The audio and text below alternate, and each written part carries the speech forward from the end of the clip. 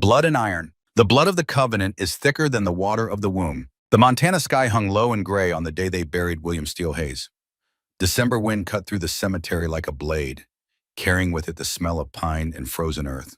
Snow had fallen the night before, covering the mountains in white, making the world look clean and pure, and nothing like the truth of why they were all standing there. Four old men stood in a circle around the open grave.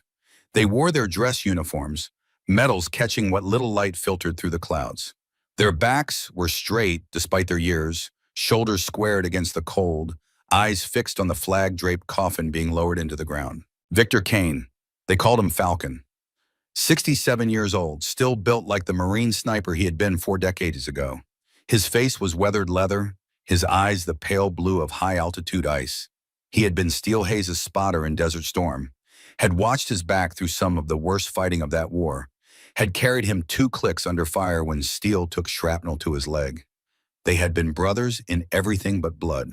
Colonel Frank Mercer stood to Falcon's right, 68, silver-haired, distinguished in the way that only career military officers can be. He had commanded the unit Steele served in during the Gulf War, had written the commendations that filled Steele's service record, had sat at Steele's table every Christmas for 40 years, drinking whiskey and telling stories about the men they had lost and the wars they had survived. Sergeant Major Tom Bradley was next, 65, thick through the chest, hands that looked like they could still break a man in half. He had been Steele's squad leader in the early days, before either of them had any rank to speak of, had taught Steele everything he knew about surviving in combat, had cried only twice in his life, once when his daughter was born, once when he got the call about Steele. Master Chief Pete Sullivan completed the circle, 69, the oldest of them all, walking with a slight limp from the knee replacement he had gotten 2 years ago. Navy SEAL, 3 decades of service through Grenada, Panama, Desert Storm, and a dozen other conflicts that never made the news. He and Steele had worked joint operations more times than either could count, had saved each other's lives so many times it stopped being remarkable and just became what they did. These 4 men were the old guard. That was what they called themselves. Not officially, not on any paperwork, just between them, in the quiet moments when they gathered to remember what they had been and what they had done. They had fought America's wars across 4 decades. They had buried more friends than they could remember, and now they were burying another. The honor guard folded the flag with mechanical precision. 13 folds, each one carrying meaning that civilians would never understand. The flag was presented to Steele's daughter, Margaret, who sat in the front row of chairs, weeping quietly. She was 52 years old and looked like she had aged 10 years in the week since her father died. But it was not Margaret that the old guard was watching. Standing 30 feet away, separate from the family, separate from the mourners, was a young woman. 28 years old, 5'6", lean and athletic. Her hair was dark, pulled back tight. Her face showed nothing. No tears, no grief, just a stillness that seemed almost inhuman in its completeness. Morgan Hayes, Steele's granddaughter, the one he had been training since she was 8 years old, the one he said had the eyes. Falcon remembered the first time he saw those eyes. Morgan had been a little girl, all knees and elbows, hiding behind the door of Steele's ranch house while the old guard gathered for their annual reunion. She had been watching them with an intensity that seemed impossible for a child, taking everything in, missing nothing. Steele had noticed Falcon looking at her, had smiled that quiet smile of his. "She has the eyes," Falcon had said. "Same eyes your grandfather had." "I know," Steele had replied. "That is what scares me." Now standing in the snow, watching them lower her grandfather into the ground, Morgan Hayes had those same eyes, and they were not looking at the coffin. They were looking at the 4 old men standing around it, studying them, analyzing them, as if she was seeing something the rest of the world could not see. The ceremony ended. The mourners began to drift away, heading for their keys, heading for the reception at Margaret's house, where there would be food and drinks and stories about the man they had lost. But the old guard did not move. They stood in their circle, waiting until everyone else was gone. Then one by one they reached into their pockets. Tom Bradley went first. He pulled out a single rifle cartridge. Brass casing, copper jacket, the kind of round that Steele had used in his M40 sniper rifle during Desert Storm. He held it up so the others could see, then dropped it into the grave. It landed on the coffin with a soft thump. Pete Sullivan went next. Same ritual, same cartridge, same soft sound as it hit the wood. Frank Mercer, then Falcon. 4 bullets for 4 brothers. A tradition they had started after the Gulf War, when they buried the first of their number, a promise that they would remember, that they would honor what their fallen brother had been. No words were spoken, none were needed. Falcon was the last to turn away from the grave. As he did, his eyes found Morgan, still standing in the same spot, still watching with that unnerving stillness. Their eyes met for just a moment. Then Morgan turned and walked away, disappearing into the tree line like a ghost. She would not be at the reception. Falcon knew that. Steele had told him once that Morgan did not do well with crowds, did not do well with emotions. She had learned to control herself so completely that sometimes Steele wondered if she felt anything at all. But Falcon knew better. He had known Steele for 40 years, had seen the same control in him, and he knew what it cost. Knew that the stillness was not the absence of feeling. It was the containment of feeling so intense that letting it out would destroy everything. Morgan Hayes was not cold. She was a bomb waiting to explode, and Falcon had a feeling that explosion was coming soon. The story of Morgan Hayes began long before she was born. It began in a place called the Chosin Reservoir, in the mountains of North Korea, in the winter of 1950, when the temperature dropped to 40 degrees below zero, and the Chinese army came down from the hills like a tide of death. Colonel James Hayes was 22 years old that winter, a Marine sniper attached to the 1st Marine Division. He had been in country for 3 months, long enough to learn that everything he thought he knew about war was wrong. Long enough to understand that survival in this place required something more than training. It required a willingness to become something other than human. The Chinese attacked on the night of November 27th. 10 divisions, over 60,000 men. They came out of the darkness with bugles blowing and whistles shrieking, human waves crashing against the American positions like water against rock. James Hayes was on a hill overlooking the reservoir when the attack began. He was supposed to be providing overwatch for a company of Marines defending a bridge. But within hours, that company was gone, overrun. The survivors scattered into the frozen wilderness, trying to find their way back to friendly lines. James was alone. He should have retreated, should have tried to link up with other units. That was what the manual said. That was what any sane man would have done. But James Hayes was not any sane man. He stayed on that hill for 72 hours, 3 days and 3 nights in temperatures that froze the blood in a man's veins. He did not sleep, could not sleep. The cold was so intense that closing his eyes meant death. He had his M1 Garand rifle, 8 rounds per clip. He had brought 12 clips with him, 96 rounds total. He used 47 of them. The Chinese kept coming, small patrols at first, probing the American positions, looking for weak points. James let them get close, let them think the hill was undefended. Then he started shooting. 1 shot, 1 kill. That was the rule his father had taught him, hunting deer in the Montana mountains when James was just a boy. You do not shoot until you are certain. You do not waste ammunition. You make every round count. James made every round count. The first patrol went down in 30 seconds. 8 men, 8 shots. The Chinese did not even know where the fire was coming from. They died confused, sprawled on the frozen ground, their blood steaming in the cold air before it froze solid. The second patrol was more cautious. They spread out, used cover, tried to locate the sniper picking them off. James let them search, let them get frustrated, let them start to think they were safe. Then he killed 6 more of them. By the end of the first day, the Chinese had stopped sending patrols up that hill. Word had spread. There was a ghost up there, a demon who never missed. Better to go around, better to leave him alone. But James could not leave. The bridge below was critical. If the Chinese took it, they could cut off the entire Marine retreat. Thousands of men would be trapped. Thousands would die. So James stayed. The second night was the worst. The temperature dropped even further. James could feel his fingers going numb despite the gloves, could feel the frost forming on his eyelashes. Every breath was agony, the cold air burning his lungs like fire. He kept watching, kept waiting. At 0300, a Chinese company tried to rush the bridge. 200 men moving fast, hoping to overwhelm any defenders with sheer numbers. James opened fire at 800 yards. He killed 11 of them before they even knew they were under attack. Killed 7 more as they tried to find cover. The rest retreated, dragging their wounded with them, leaving their dead behind. By dawn of the 3rd day, James Hayes had 47 confirmed kills. His hands were so cold that he could barely feel the trigger. His feet were black with frostbite. He was dying, and he knew it. But the bridge still stood. A Marine patrol found him that afternoon. They had to pry his frozen fingers off the rifle, had to carry him down the hill because his legs would not work anymore. The medic who examined him said it was a miracle he was still alive.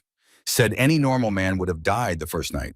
But James Hayes was not a normal man, he was a Hayes, and Hayes men did not die easy. He lost 3 toes to frostbite, spent 4 months in a hospital recovering. But he survived.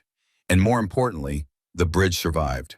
The Marines retreated across it, 12,000 men making it to safety because one sniper refused to abandon his post. James Hayes received the Navy Cross for his actions at Chosin.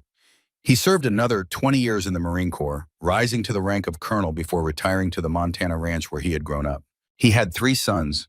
The youngest, William, was the one who inherited his gift: the steady hands, the patient eyes, the ability to wait for hours, days, weeks if necessary for the perfect shot.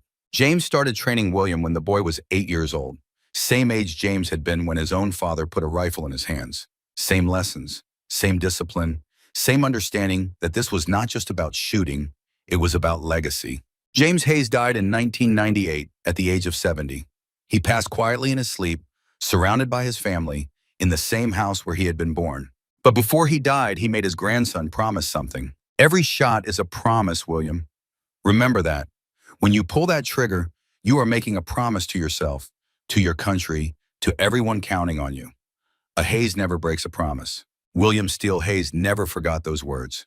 He carried them through 30 years of military service, through Desert Storm and a dozen other conflicts, through the training of his own granddaughter, who had the same eyes his grandfather had, the same eyes that had watched them bury him in the Montana snow. Morgan Hayes was 8 years old the first time she held a rifle. She remembers every detail of that day with the clarity that only truly significant moments retain. It was summer in Montana, July.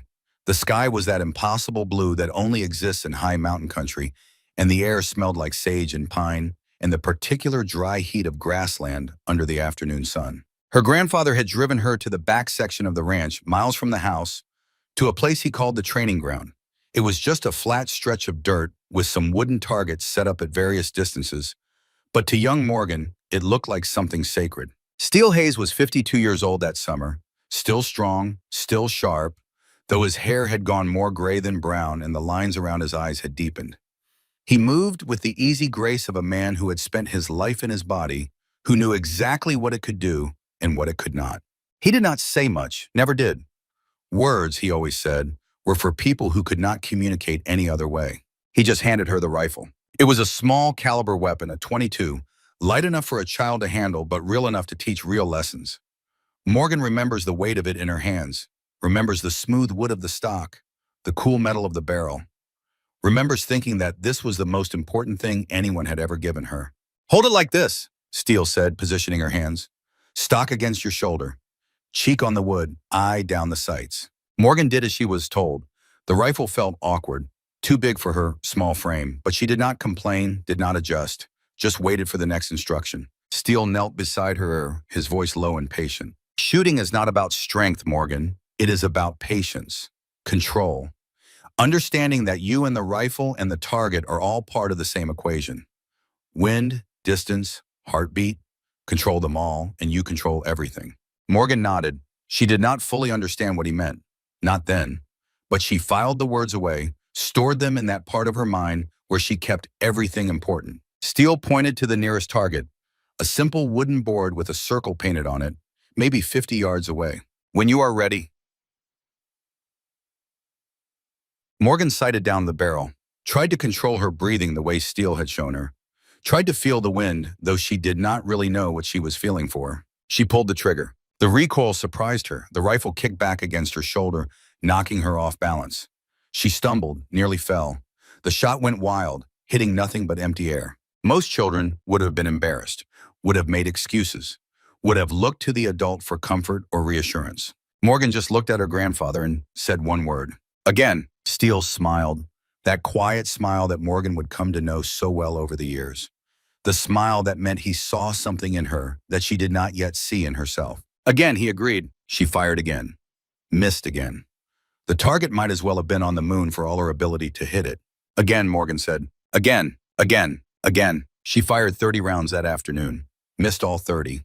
By the end, her shoulder was bruised purple and her hands were shaking from fatigue. But she did not stop, did not complain, did not cry. Finally, Steele called a halt. He took the rifle from her hands, unloaded it, set it aside. Then he knelt in front of her, so their eyes were level. Do you know why I started training you today? Morgan shook her head. Because your father asked me to, before his last deployment. He said that if anything happened to him, he wanted you to know how to protect yourself, how to be strong. Morgan's father was Captain Daniel Hayes, EOD, Explosive Ordnance Disposal.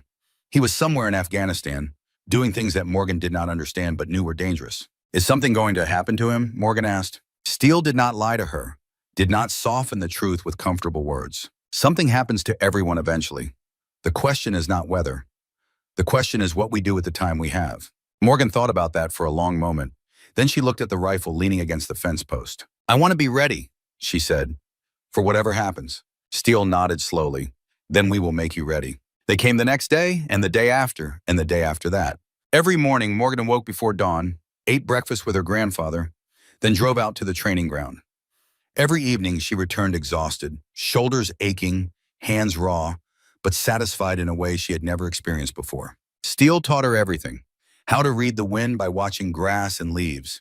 How to calculate distance by knowing the size of common objects. How to control her heartbeat through breathing exercises. How to wait endlessly, patiently, for the moment when all the variables aligned. But he did not teach her alone. Once a month, sometimes more often, the old guard came to visit. Falcon, Frank Mercer, Tom Bradley, Pete Sullivan. They gathered at Steele's ranch, drank whiskey on the porch, told stories about wars that Morgan could barely imagine. And they watched her train. Morgan remembers one evening in particular. She was 12 years old by then, already showing promise that went beyond mere talent. She had just finished a session at 800 yards, grouping her shots within a circle the size of a coffee cup. The old guard sat on the porch, watching through binoculars. Steele, Falcon said, that girl has something special. I have spotted for a lot of shooters over 50 years. She has the gift. Steele did not respond immediately. He was watching Morgan pack up her equipment, her movements precise and economical, everything in its proper place. Sometimes I think she has too much gift, he finally said. She is too controlled, too focused. I worry what happens when all that focus has nowhere to go. Falcon considered that, nodded slowly. She is like you were, he said, after that thing in '91, when you carried around all that weight and would not let anyone help. Steele looked at his old friend. The weight of decades passed between them in that single glance. I almost did not survive that, he said quietly. I do not want that for her. Then teach her the rest of it, Frank Mercer said from his chair. Teach her that strength is not just about holding on. It is about knowing when to let go. Steele nodded, but his eyes were troubled. Morgan saw that look. She was too far away to hear the words, but she saw the concern on her grandfather's face, saw the way the old guard looked at her. She filed it away, like she filed everything away. Another piece of information, another variable in the equation. She did not understand then what they were worried about. She would understand later, much later. After the world showed her exactly what happens when control shatters and all that focus has nowhere to go. The news about her father came on a Tuesday. Morgan was 14 years old. She was at school, sitting in algebra class, when the principal came to the door and called her name. She knew before she stood up, knew from the look on the principal's face, knew from the way her teacher would not meet her eyes. Captain Daniel Hayes, EOD specialist, had been killed in action in Kandahar province, Afghanistan. He had detected an improvised explosive device buried in a road that a convoy was about to travel. He had called out the warning, started the evacuation procedure, gotten 3 soldiers to safety. Then the bomb detonated. But here is the thing they did not tell her at school, the thing she only learned later when one of her father's squad mates came to visit Steele's ranch and told her the truth. Daniel Hayes did not just detect the bomb. He did not just call the warning. When he realized there was not enough time to get everyone clear, he threw himself on top of the device. He used his own body as a shield. The blast killed him instantly, but the 3 soldiers he covered survived with injuries that would heal, with lives that would continue, with families who would see them again. Morgan's father died the way Hayes' men had always died, protecting others, choosing sacrifice over survival, keeping the promise that every soldier makes when they put on the uniform. The funeral was at Arlington National Cemetery. Full military honors. The flag was folded, presented to Morgan's mother, who stood like a statue, face blank, eyes dry. She had known this might happen, had prepared herself for it, had told herself she could handle it when the time came. She was wrong. Within a year, Morgan's mother had retreated into a world of grief that no one could reach. Within 2 years, she had remarried and moved to California. trying to build a new life that did not include the constant reminder of what she had lost. Morgan did not go with her. She stayed in Montana, stayed with Steele, stayed on the ranch where she had learned to shoot, where she had learned to control herself, where she had learned what it meant to be a Hayes. Steele never questioned that decision, never tried to convince her otherwise. He simply made room for her in his life, in his home, in the training that now took on a new urgency. She was not just learning to shoot anymore. She was learning to survive, learning to be ready for the world that had taken her father, learning to become the weapon that could fight back against the darkness. Morgan remembers standing over her father's grave at Arlington a few weeks after the funeral. She was alone, had taken a bus from Montana, 18 hours of travel, just to have this moment. She stood there for a long time looking at the white marble headstone, reading the words carved into it. Captain Daniel Hayes, Bronze Star, Purple Heart, beloved father. She did not cry, had not cried at the funeral, had not cried when she got the news. The tears were there, somewhere deep inside, but they would not come out, could not come out. The control her grandfather had taught her was too strong, too complete. Instead, she made a promise. I will be ready, she said to the grave, for whatever happens. I will not let them take anyone else. The wind blew through the cemetery, rustling the flags on 1,000 graves, carrying the sound of distant traffic, carrying the weight of 1,000,000 sacrifices made by men and women who gave everything for their country. Morgan Hayes turned and walked away. She did not look back. The years passed. Morgan grew, changed, became something that even Steele had not anticipated. She graduated from high school at 16, joined the Marine Corps at 18, 3 months after Steele put his old M40 sniper rifle in her hands and told her it was time. Marine Scout Sniper School, the hardest military training in the world. Months of brutal physical conditioning, relentless mental pressure, constant evaluation. Most candidates washed out in the first weeks. The ones who survived were the best of the best, the elite of an already elite force. Morgan graduated at the top of her class. She was the youngest woman ever to earn the Scout Sniper designation. The instructor said she was the most naturally gifted shooter they had ever seen. But what impressed them most was not her accuracy, it was her patience, her ability to wait for hours, days if necessary, without moving, without complaining, without breaking focus. She deployed to Afghanistan, then Iraq, then Syria, then places that did not officially exist, operations that would never be acknowledged, missions that vanished from the records as soon as they were complete. 187 confirmed kills over 8 years of service, each one a precise, calculated elimination of a threat. Each one saving American lives, each one a promise kept. Morgan Hayes became a legend in the special operations community. They called her the Ghost, the one-shot killer, the sniper who never missed. But legends have a way of making people uncomfortable, especially legends who are young and female in a world of old men and older traditions. The discharge came suddenly. Officially, it was an honorable separation, end of service commitment. Thank you for your sacrifice. Unofficially, there were whispers about insubordination, about a woman who did not know her place, about skills that made certain people feel inadequate. Morgan did not fight it, did not argue, just packed her gear, signed the papers, walked away from the career she had built. Within a month, she was working as a private military contractor. Same skills, same missions, better pay, no politics. And then, 6 years ago, Steele died. Heart attack. That was what the doctor said. Sudden cardiac event. Nothing could have been done. He was 72 years old, after all.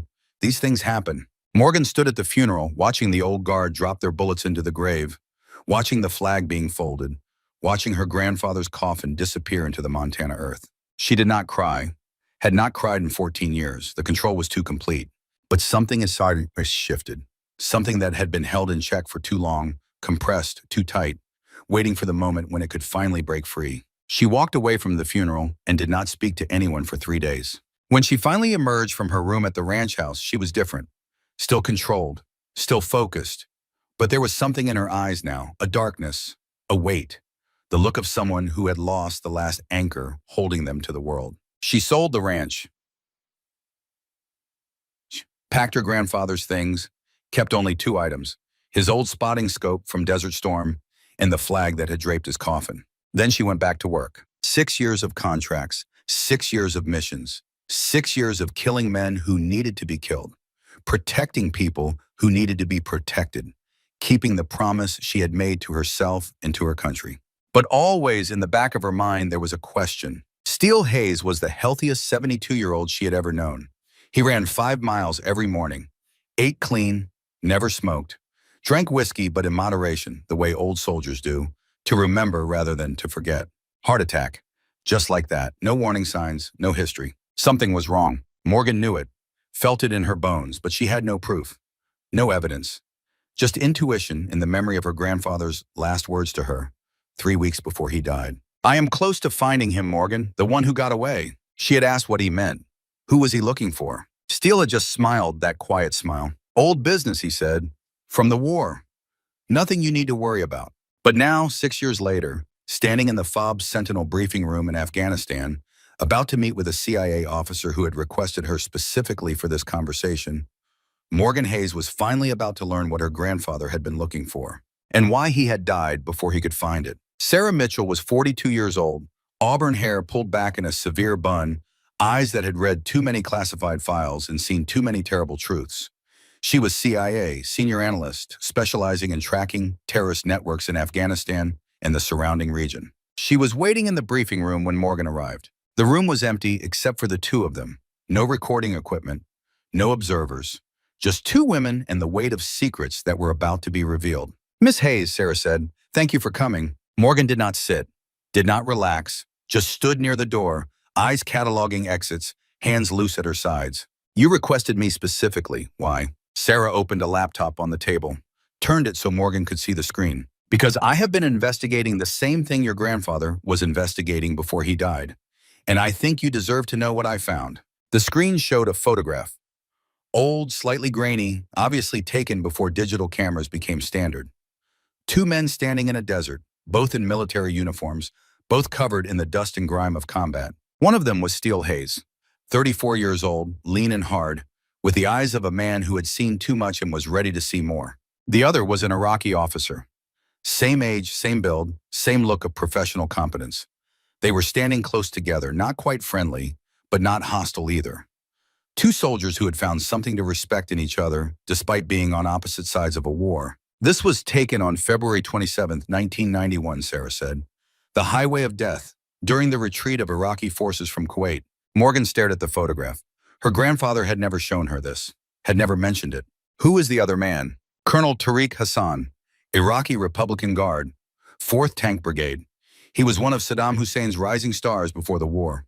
Brilliant tactician, trained by Soviet advisors. One of the few Iraqi officers who actually gave our forces trouble. What happened to him? That is where it gets complicated. Sarah clicked to another image. Surveillance photographs, blurry, obviously taken from a distance. The same man, older now, gray in his beard, but still recognizable. Tariq Hassan disappeared after the Gulf War. We assumed he was dead, killed in the American bombing raids, but he resurfaced in 2006, here in Afghanistan. He has been coordinating Taliban operations ever since. High-level strategy, weapons procurement, training. He is responsible for at least 52 American deaths over the past 18 years. Morgan's eyes narrowed. If you know who he is and where he is, why is he still alive? Because we cannot find him. He is a ghost. Operates through intermediaries, never shows his face, never stays in one place. The photograph you are looking at is the first confirmed sighting we have had in over a decade. Sarah paused. Her eyes met Morgan's. Your grandfather was looking for Tariq Hassan before he died. He had contacts, sources, people who owed him favors from the old days. He was getting close. Closer than we ever got. And then he had a heart attack, Morgan said flatly. And then he had a heart attack. Silence filled the room. Morgan looked at the photograph of her grandfather standing next to the Iraqi colonel. Two young men in the desert. Two soldiers who had found something in each other worth respecting. What are you telling me? Sarah took a deep breath. I am telling you that your grandfather did not die of natural causes. I am telling you that the compound that stopped his heart was a classified chemical agent, developed by the CIA, used only in targeted assassinations. I am telling you that whoever killed William Steele Hayes had access to intelligence resources that only a handful of people in the world possess. Morgan did not move, did not speak, but something in her eyes changed. A door closing, a switch being thrown. Who? We do not know yet, but we know it was connected to Tariq Hassan, to whatever your grandfather was about to find out, to old business from the Gulf War that someone wanted to stay buried. Sarah closed the laptop. I am not asking you to trust me, Miss Hayes. I am not asking you to work with the CIA or follow any official protocols. I am just giving you the information your grandfather died trying to find. What you do with it is your choice. Morgan stood in silence for a long moment. The briefing room felt smaller than it had before. The air felt thicker. Everything felt changed. There is something else, Sarah said quietly. 6 other people have died in the past decade, all investigating the same thing. Missing Iraqi officers from Desert Storm. War crimes that were never prosecuted. Deals that were made in the chaos of the retreat. They all died of different causes in different countries. But they all had one thing in common. What? They were all getting close to the truth about what happened on the highway of death. Morgan left the briefing room and walked into the Afghan night. The stars were bright overhead, undimmed by city lights. The same stars that her grandfather had looked at during his own deployments. The same stars that had witnessed wars stretching back to the beginning of human history. She stood there for a long time, processing what she had learned. Her grandfather had been murdered, not by some random criminal, not by some lucky insurgent, by someone with access to classified resources, someone connected to the intelligence community, someone who had decided that Steele Hayes knew too much and needed to be silenced. The control that Morgan had built over 20 years of training and discipline was still intact. She was not trembling, was not crying, was not showing any external sign of the rage that was building inside her. But it was there, growing, waiting. A voice came from the shadows. You look like you need a drink. Morgan's hand moved to her sidearm before she recognized the speaker. Falcon stepped into the starlight, 67 years old, still moving with the economy of motion that marked a lifetime of combat training. His face was half hidden in shadow, but his eyes caught the light. Victor, Morgan said, what are you doing here? Same thing you are doing, looking for answers. He walked closer, stopping a few feet away, giving her space. I have been investigating your grandfather's death for 6 years, Morgan, ever since the funeral. I knew it was not a heart attack. Knew Steele was too healthy, too careful. So I started digging. Morgan's eyes searched his face. What did you find? Enough to know that we are dealing with something bigger than one dead soldier. Something that goes back to Desert Storm. Something that a lot of powerful people want to keep buried. Falcon reached into his jacket pocket, pulled out something wrapped in cloth. Steele wanted you to have this. He gave it to me for safekeeping 6 months before he died. Told me to hold on to it until the time was right. He unwrapped the cloth. Inside was a spotting scope, old, battered, obviously used hard over decades of service. Morgan recognized it immediately. It was the scope her grandfather had carried in Desert Storm. The scope he had used to spot targets across the burning oil fields of Kuwait. He taught me everything I know about observation, Falcon said quietly. About reading terrain and wind and distance. About seeing what others miss. Now I am going to teach you. Morgan took the scope. It was heavier than she expected, weighted with history, with legacy, with the ghosts of all the men who had looked through it and all the targets they had found. Why now, she asked. Because you are ready. Because you need to know the truth. And because I made a promise to Steele that if anything happened to him, I would help you finish what he started. Falcon met her eyes. We are going to find Tariq Hassan, Morgan. We are going to find out who killed your grandfather. And we are going to make them pay. Morgan looked at the scope in her hands, looked at the old Marine standing before her, looked at the stars overhead. Witnesses to another promise being made. When do we start? She asked. Falcon smiled. It was not a happy expression. It was the smile of a hunter who has finally found the trail. We already have. The wind picked up, carrying dust from the Afghan plains, carrying the smell of war that never really went away in this ancient, blood-soaked land. Morgan Hayes stood in the darkness, holding her grandfather's scope, feeling the weight of 3 generations of Hayes soldiers pressing down on her shoulders. Somewhere out there, Tariq Hassan was planning his next move. Somewhere out there, the person who killed Steele Hayes was sleeping soundly, confident that their secrets were safe. They were wrong. Morgan made a promise then, standing under the Afghan stars, surrounded by the ghosts of her family and the living presence of the man who would help her keep that promise. She was going to find the truth. She was going to finish what her grandfather started, and she was going to make them pay. Every shot is a promise, and the Hayes family never breaks their promises. Trial by fire. Steel is forged in fire. Soldiers are forged in blood. The briefing room at Forward Operating Base Sentinel smelled like coffee and tension. Fluorescent lights hummed overhead, casting everything in that particular shade of pale that made even healthy men look tired. Maps covered the walls, red pins marking enemy positions, blue pins marking friendly forces, and a whole lot of empty space in between where nobody really knew what was happening. Commander Robert Shaw stood at the front of the room, 52 years old, built like a man who had spent 3 decades turning his body into a weapon and then learning to use it with precision. His beard was regulation length, his eyes were the color of gunmetal, and his voice carried the flat authority of someone who had sent men to their deaths and learned to live with it. Beside him stood Chief Nathan Cole, 38, the senior enlisted leader of SEAL Team Alpha. 19 years in the teams had carved him into something that looked more like a statue than a man. Broad shoulders, thick neck, hands that could crush a throat or field strip a rifle with equal ease. He had the look of someone who had seen everything and was not impressed by any of it. Morgan Hayes sat at the back row alone, her equipment bag at her feet. She had arrived at the FUB 12 hours earlier, processed through security, been assigned quarters, and spent the night studying maps of the operational area. She had not slept, had not needed to. The training her grandfather had given her included techniques for functioning without rest, for pushing the body past its normal limits, for becoming something more than human when the mission required it. Falcon sat 3 rows ahead of her, close enough to the front to see the maps clearly, far enough back to watch everything else. He had been at Sentinel for 2 weeks already, working as an advisor, training the younger snipers in techniques that the official manuals did not cover. But his real purpose was the same as Morgan's: finding Tariq Hassan, finding the truth about Steele Hayes. Commander Shaw cleared his throat. We have a situation developing 12 kilometers northwest of this position. Intelligence indicates a Taliban compound housing approximately 20 to 25 hostiles. Light arms, standard insurgent configuration.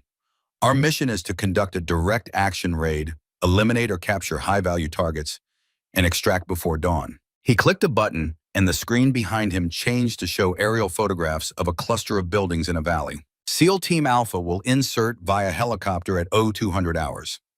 Standard assault package, in and out before they know what hit them. Shaw's eyes found Morgan in the back row. Miss Hayes, you have been assigned to this operation in a reconnaissance and observation capacity.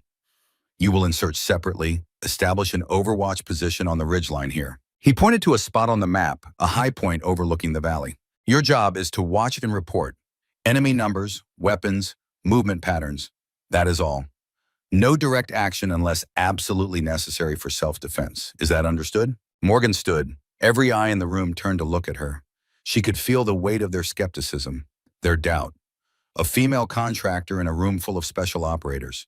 An outsider in a brotherhood that did not welcome outsiders. Understood, Commander. Nathan Cole spoke for the first time.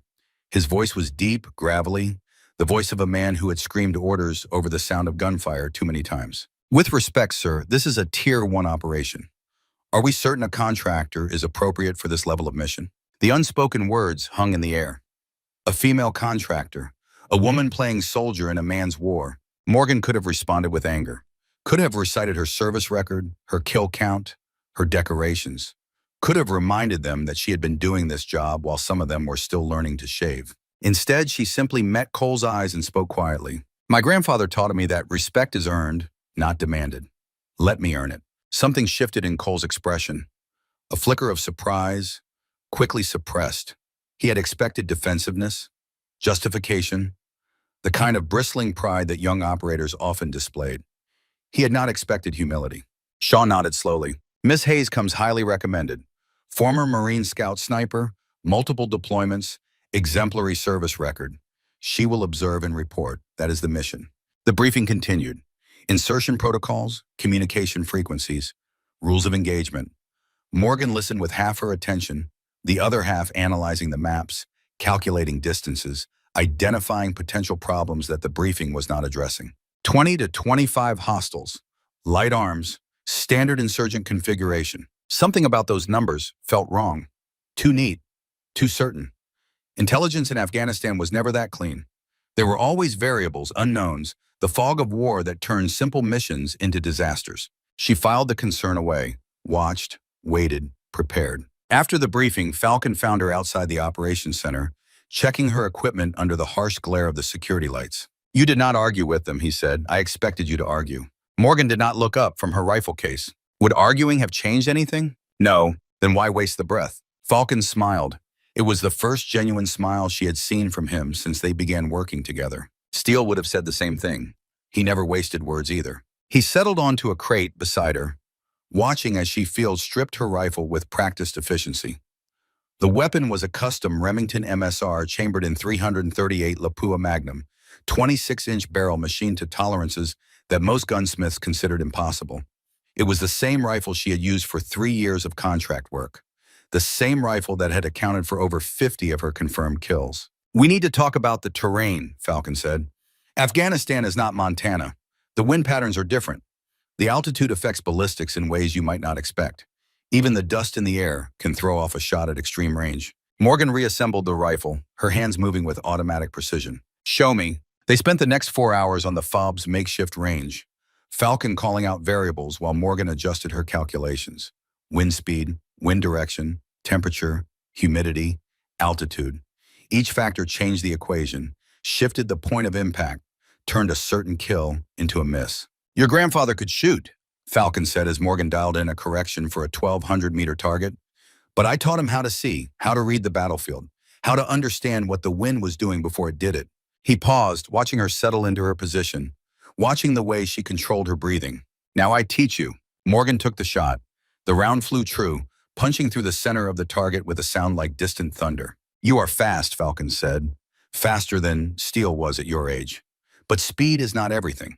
Sometimes the most important shot is the one you do not take, the one you wait for, the one that requires patience beyond what most people can endure." Morgan looked at him. "How long did you and my grandfather work together?" 40 years, off and on.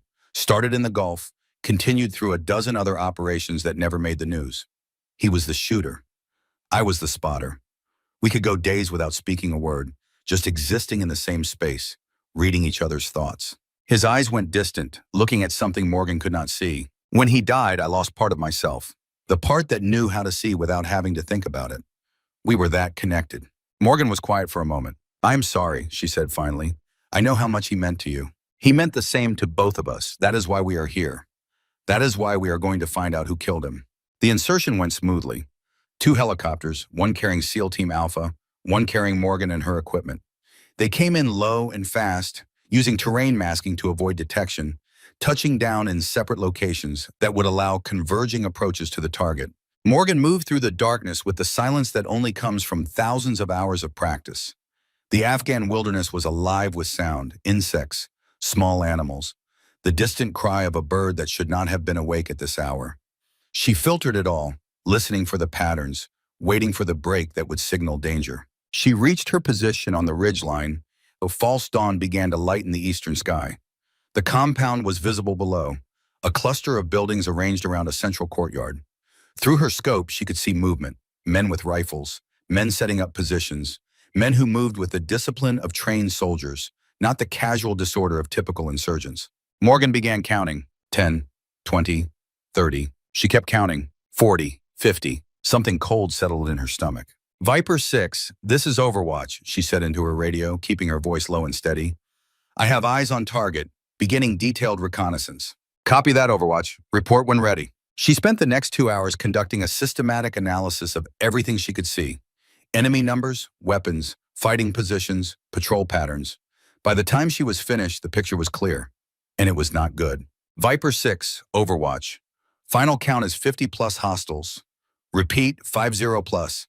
I am seeing heavy weapons including PKM machine guns, multiple RPG teams, and at least one DSHK heavy machine gun mounted on a technical vehicle. Enemy is conducting professional security patrols on a fixed schedule. Assessment: this is not a typical insurgent force. This is trained military." There was a long pause, then Commander Shaw's voice came back and Morgan could hear the skepticism in it. "Overwatch, say again your count." "Intelligence indicates 20 to 25 hostiles." "Sir, I have eyes on target. Current count is 50+ hostiles, possibly more inside structures. Heavy weapons significantly exceed intelligence estimates. Recommend mission profile be adjusted." Another pause, longer this time. "Overwatch, recount and confirm. Intelligence is solid." Morgan looked through her scope at the compound. At the fighter she had already counted twice. At the trap that was becoming clearer with every passing minute. "Sir, I have confirmed count multiple times, 50+ hostiles with professional bearing and significant weaponry. This is not what we were briefed. I strongly recommend we abort or adjust approach." Falcon's voice came through on a separate channel, the private frequency they had established for their own communications. I am seeing the same thing, he said quietly. This is a kill box. If the team goes in as planned, they are going to get slaughtered. Morgan keyed her radio again. Viper 6, Overwatch. Sir, I strongly advise you reconsider mission parameters. This looks like a deliberate trap. The enemy force is too large, too well armed, too well positioned for coincidence. Shaw's response was immediate and final. Overwatch, your job is to observe and report, not to analyze threat assessment. SEAL Team Alpha will proceed as planned, maintain position and provide updates. Viper 6 out. The radio went silent. Morgan stared at the compound, at the 50-plus fighters who were about to ambush 12 of America's best warriors. They are going to get killed, she said to Falcon. Probably. We cannot just watch. No, we cannot. Morgan settled deeper into her position, checking her rifle, calculating distances, preparing for what she knew was coming. If they will not listen to us, she said, then we will have to keep them alive ourselves. The assault began at 02:15. The SEALs approached from two directions, moving with the silent precision that had made them legendary. They were good, better than good. They were the best America had to offer. But the enemy was waiting. The first shots came from the compound's eastern wall, a coordinated burst of automatic fire that tore through the lead element's position. Within seconds, the entire valley erupted in gunfire. Machine guns opened up from prepared positions. RPGs streaked through the darkness, their warhead detonating in brilliant orange flowers. SEAL Team Alpha went to ground, returning fire, trying to establish a defensive perimeter. But they were caught in the open, caught between the compound and the high ground where more enemy fighters were appearing. Nathan Cole's voice came over the radio, calm despite the chaos. Viper 6, this is Alpha 1. We are in contact with enemy force significantly larger than briefed. Request immediate air support. The response was devastating. Alpha 1, no air assets available. Weather has grounded all support. QRF is 40 minutes out. You need to hold your position. 40 minutes. They would all be dead in 10. Morgan watched through her scope as the battle developed. Watch the SEALs fight with everything they had. Watch them start to be overwhelmed by sheer numbers and firepower. Her finger found the trigger. She had been told to observe and report, had been told not to engage unless necessary for self-defense, had been told to stay in her lane and let the operators do their jobs. But her grandfather had taught her something else, had taught her that rules existed to guide decisions, not to replace them, had taught her that when Americans were dying, you did whatever was necessary to save them. Morgan, Falcon said quietly, what are you thinking? I am thinking that 12 good men are about to die because someone got the intelligence wrong. I am thinking that I can see the enemy machine gun team that is about to flank them. I am thinking about what my grandfather would do. He would take the shot. Yes, he would. Then take the shot. Morgan exhaled slowly, found the machine gunner in her scope, adjusted for range and wind, and fired. The first kill was clean. One moment the machine gunner was preparing to rake the SEAL position with a devastating fire. The next moment he was falling, a neat hole in his skull, his weapon silent. Morgan worked the bolt, chambered another round, acquired another target. The spotter beside the machine gun. He was looking around, confused, trying to understand what had happened. He had 3 seconds to live. 2, 1. Morgan fired again. Kill 2. She moved to the next target. An enemy fighter with an RPG moving into position to fire on the trapped SEALs. The range was 800 meters. Wind was shifting. She calculated, adjusted, squeezed. Kill 3. The enemy was starting to react now, starting to understand that there was a sniper somewhere in the darkness, picking them off with mechanical precision. They went to ground, sought cover, tried to locate the source of the fire. But Morgan was invisible. Her position was over 1,000 meters from the compound, concealed in the rocks and vegetation of the ridgeline. Even if they looked directly at her, they would see nothing. She kept shooting. Kill 4, a squad leader directing his men toward the SEAL position. Kill 5, a fighter trying to set up a mortar tube. Kill 6, a communications specialist with a radio, probably trying to call for reinforcements. Falcon was beside her now, using her grandfather's old spotting scope, calling out targets with the quick efficiency of 50 years of experience. 12 o'clock, 850 meters. RPG team behind the low wall. Morgan found them. 2 men, one loading the launcher, one aiming. She fired twice in rapid succession. Kill 7. Kill 8. Nathan Cole's voice came over the radio, breathless but controlled. Overwatch, whoever is shooting, keep shooting. You are saving our lives out here. Morgan did not respond. There was no time for words, only action. The battle continued for 8 minutes. 8 minutes of concentrated violence, of precise shooting, of life and death decisions made in fractions of seconds. By the time the surviving enemy fighters broke and ran, Morgan had fired 25 rounds. 23 of them had found their targets. The SEALs extracted under cover of the pre-dawn darkness, carrying their wounded, leaving the enemy dead where they had fallen.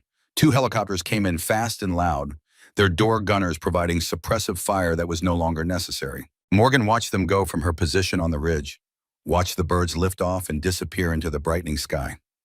Watched the compound below, now silent, now filled with the bodies of men who had thought they were the hunters instead of the hunted. She should have felt something, satisfaction, perhaps, or pride, or the grim pleasure that soldiers sometimes feel after a successful engagement. Instead, she felt hollow, empty, as if the shooting had drained something out of her that she could not name. 23 kills, Falcon said quietly, in 8 minutes, at ranges up to 1,100 meters. Morgan did not respond. That was some of the finest shooting I have ever seen, and I have seen a lot. Still nothing. Morgan, Falcon said, his voice sharper now. Talk to me. She finally looked at him. Her eyes were flat, distant, the eyes of someone who had retreated somewhere deep inside themselves. 2, she said. What? I missed 2. The wind shifted at the last second. I did not compensate fast enough. Morgan, you hit 23 out of 25 targets in combat conditions.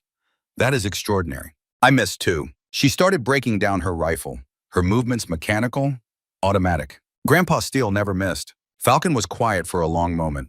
When he spoke again, his voice was different, softer. The voice of a man sharing something painful.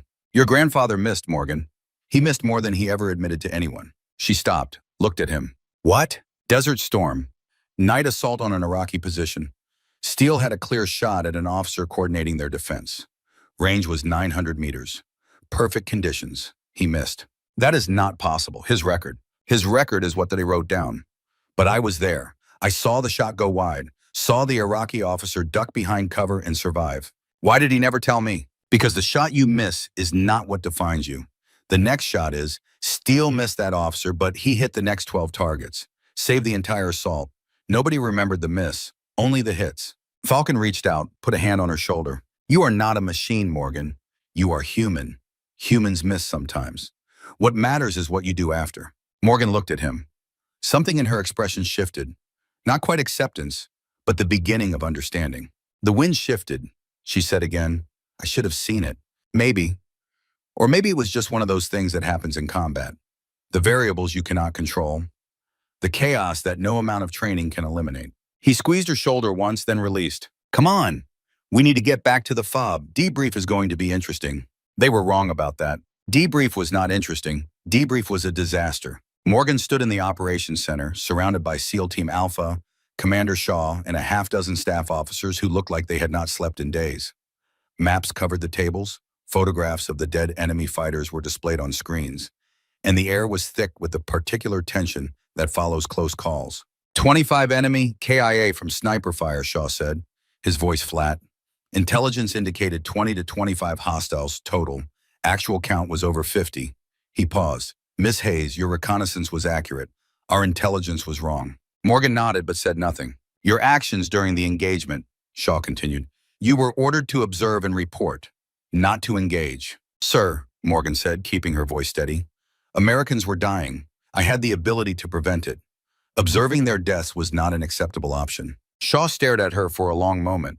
Something complicated moved behind his eyes. Anger, perhaps, or respect, or some combination of the two. Chief Cole, he said finally, your assessment. Nathan Cole stepped forward. He looked different than he had in the briefing room before the mission. The skepticism was gone from his face, replaced by something that might have been grudging admiration. Sir, Miss Hayes' actions saved the lives of every man in my team. Without her overwatch, we would have been overrun. She made 23 kills at extreme range in active combat conditions. That is some of the finest shooting I have ever witnessed. He turned to face Morgan directly. Ma'am, I owe you an apology. I questioned whether you belonged on this mission. I was wrong. Morgan met his eyes. You did not know me, Chief. Doubt is reasonable when lives are at stake. Cole reached into his pocket and pulled out a challenge coin. SEAL Team 6 insignia, his personal coin, carried on every mission for 19 years. This is from me and the team. You saved our lives. That is not something we forget. Morgan took the coin, felt its weight in her palm. Challenge coins were sacred in the military community. You did not give them lightly. You did not receive them casually. Thank you, Chief.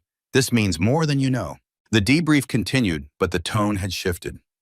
Morgan was no longer an outsider, a contractor to be tolerated. She had proven herself in the only way that mattered in combat. She had kept Americans alive. Tyler Reed found her after the debrief, outside the medical facility where two of the wounded SEALs were being treated. He was 29 years old, sandy-haired, with the lean build of a marathon runner. The team's designated marksman, the one who carried the precision rifle on standard operations. He had a bandage on his arm, shrapnel wound from the firefight, but he moved like it did not bother him. "Ma'am," he said, "I wanted to thank you personally." Morgan looked at him. "You took a round," she said. "Upper arm, through and through." "Yes, ma'am. Could have been a lot worse." "I saw the shooter who hit you. He was on my target list.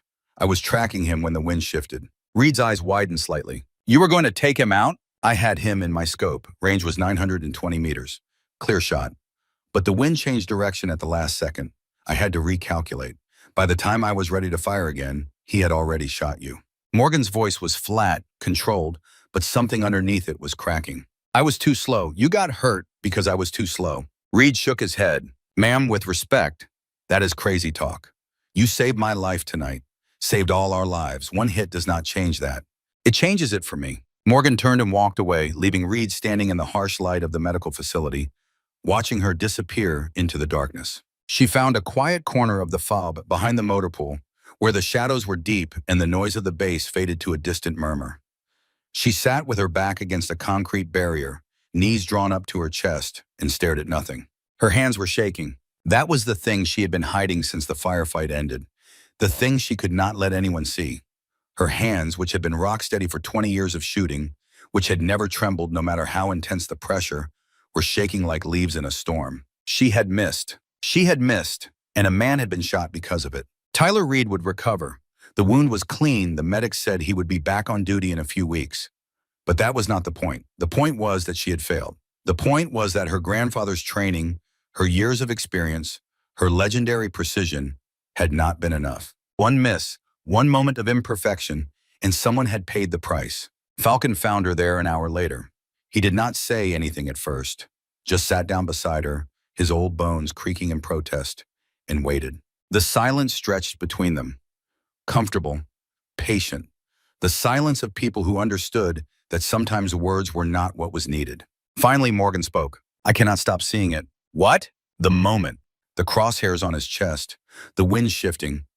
My finger on the trigger, but not pulling because I knew the shot would miss." She looked at her hands, still shaking. I hesitated for maybe half a second, and in that half second he fired. Falcon nodded slowly. "And you think that makes you a failure?" It was not a question. "My grandfather trained me for 20 years.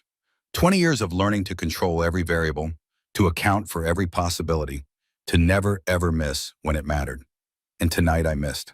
Her voice cracked. "Reed could have died, Falcon. If that bullet had been 6 inches to the left, it would have hit his heart. He would be dead right now because I hesitated." Falcon was quiet for a moment. When he spoke, his voice was low and rough. "Do you want to know about the first time your grandfather missed?" Morgan looked at him. "Desert Storm," Falcon said. "Third week of the ground war. We were providing overwatch for an armored column pushing into Kuwait City. Steele had a shot on an Iraqi officer, clear as day, 900 meters. He missed." He paused, remembering. "The officer took cover, called in an artillery strike on our position. We had to bug out fast. Lost our gear, almost lost our lives." "What happened?" "Steele did not talk for 3 days. Would not eat, would not sleep. Just sat there staring at nothing. I thought he was done, thought the miss had broken something inside him. But it did not. No, it did not. On the 4th day, he picked up his rifle and went back to work. He took a shot at 1,600 meters that day. Longest confirmed kill of the war, saved an entire platoon." Falcon turned to face her directly. "The shot you missed does not define you, Morgan. The next shot does. That is what Steele learned that day. That is what he spent the rest of his life trying to teach people." Morgan looked at her hands. The shaking was subsiding. Not gone, but less. "He never told me about that miss. He never told anyone. Except me, and now you." "Why?" "Because you needed to hear it. Because you need to understand that perfection is a lie. Nobody is perfect. Not me, not you, not your grandfather. We are all just humans doing the best we can with what we have. He stood, his knees popping in protest. Now get up. We have work to do. Tariq Hassan is still out there, and we are going to find him. 36 hours later, Tariq Hassan came to them. The attack began at 0300, in the dead of night, when the FOB was at its most vulnerable. Mortar rounds started falling on the southern perimeter, explosions lighting up the darkness, sending soldiers scrambling for cover. But Morgan knew immediately that something was wrong. South perimeter, she said to Falcon. That is the obvious approach, the one they would expect us to defend. Falcon nodded, already moving toward the observation tower on the north wall. Diversion. The real attack will come from somewhere else. They reached the tower in under a minute, Morgan carrying her rifle, Falcon with the spotting scope. Below them, the southern perimeter was lit up with muzzle flashes and explosions, the defenders pouring fire into the darkness. But to the north, there was only silence. Falcon set up the scope, began scanning the terrain. Contact, he said quietly. Multiple vehicles, estimate 50-plus hostiles. Tactical formation, range 1,200 meters in closing. Morgan found them through her rifle scope. Technical trucks with mounted machine guns.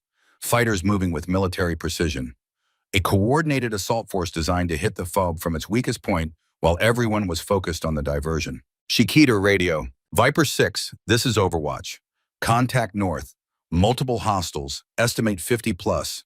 Tactical formation, main assault is coming from the north. Repeat, main assault is north. Shaw's voice came back immediately. Copy that, Overwatch.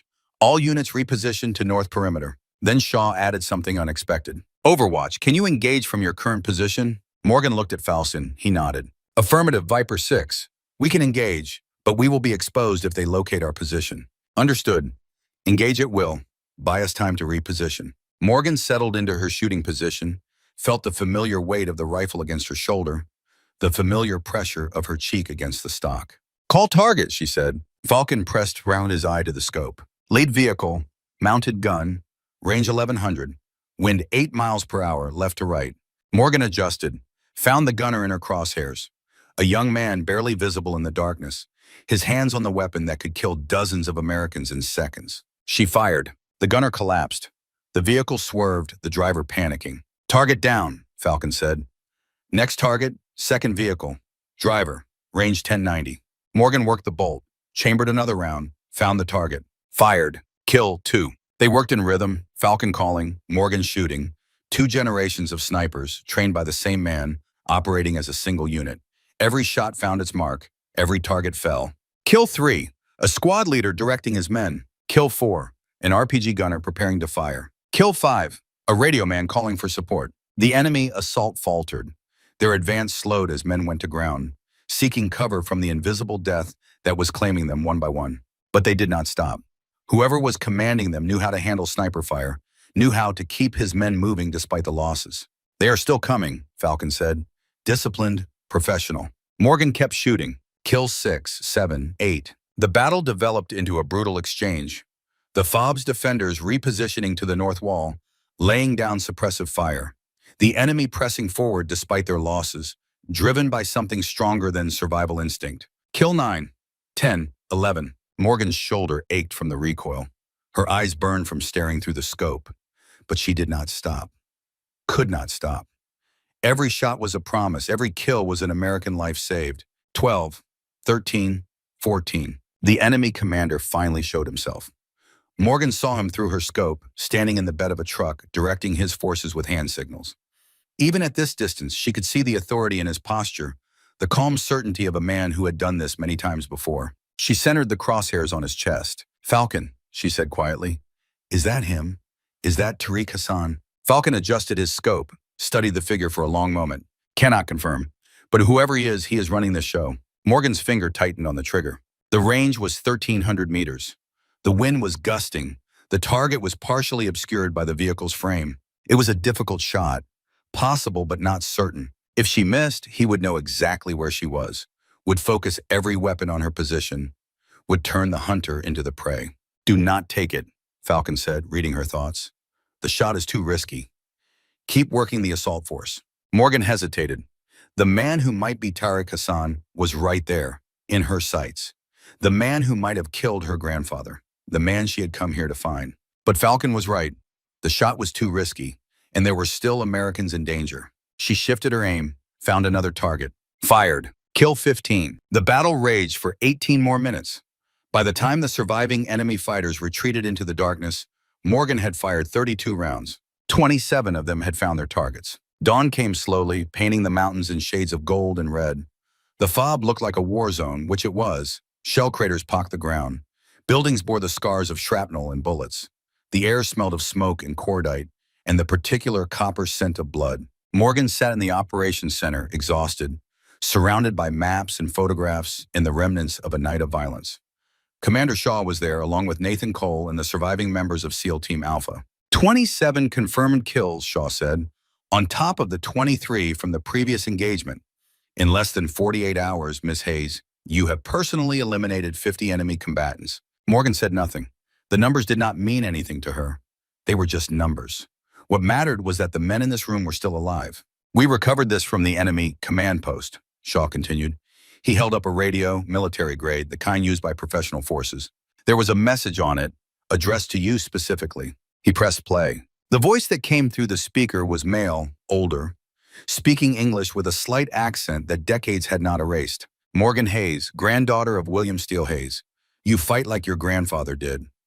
He was a worthy opponent. He died with honor, as soldiers should. Morgan's hands clenched into fists. You have his courage, his skill. But this is not over. You took my men.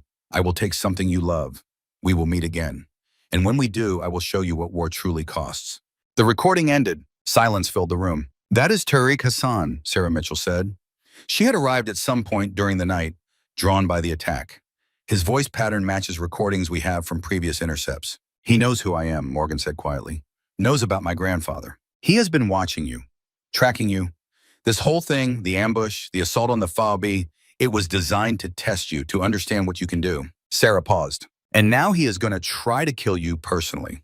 Morgan stood, walked to the window, looked out at the damaged base, at the men cleaning up the debris, at the flag still flying despite everything. Let him try, she said. Miss Hayes, Sarah said carefully.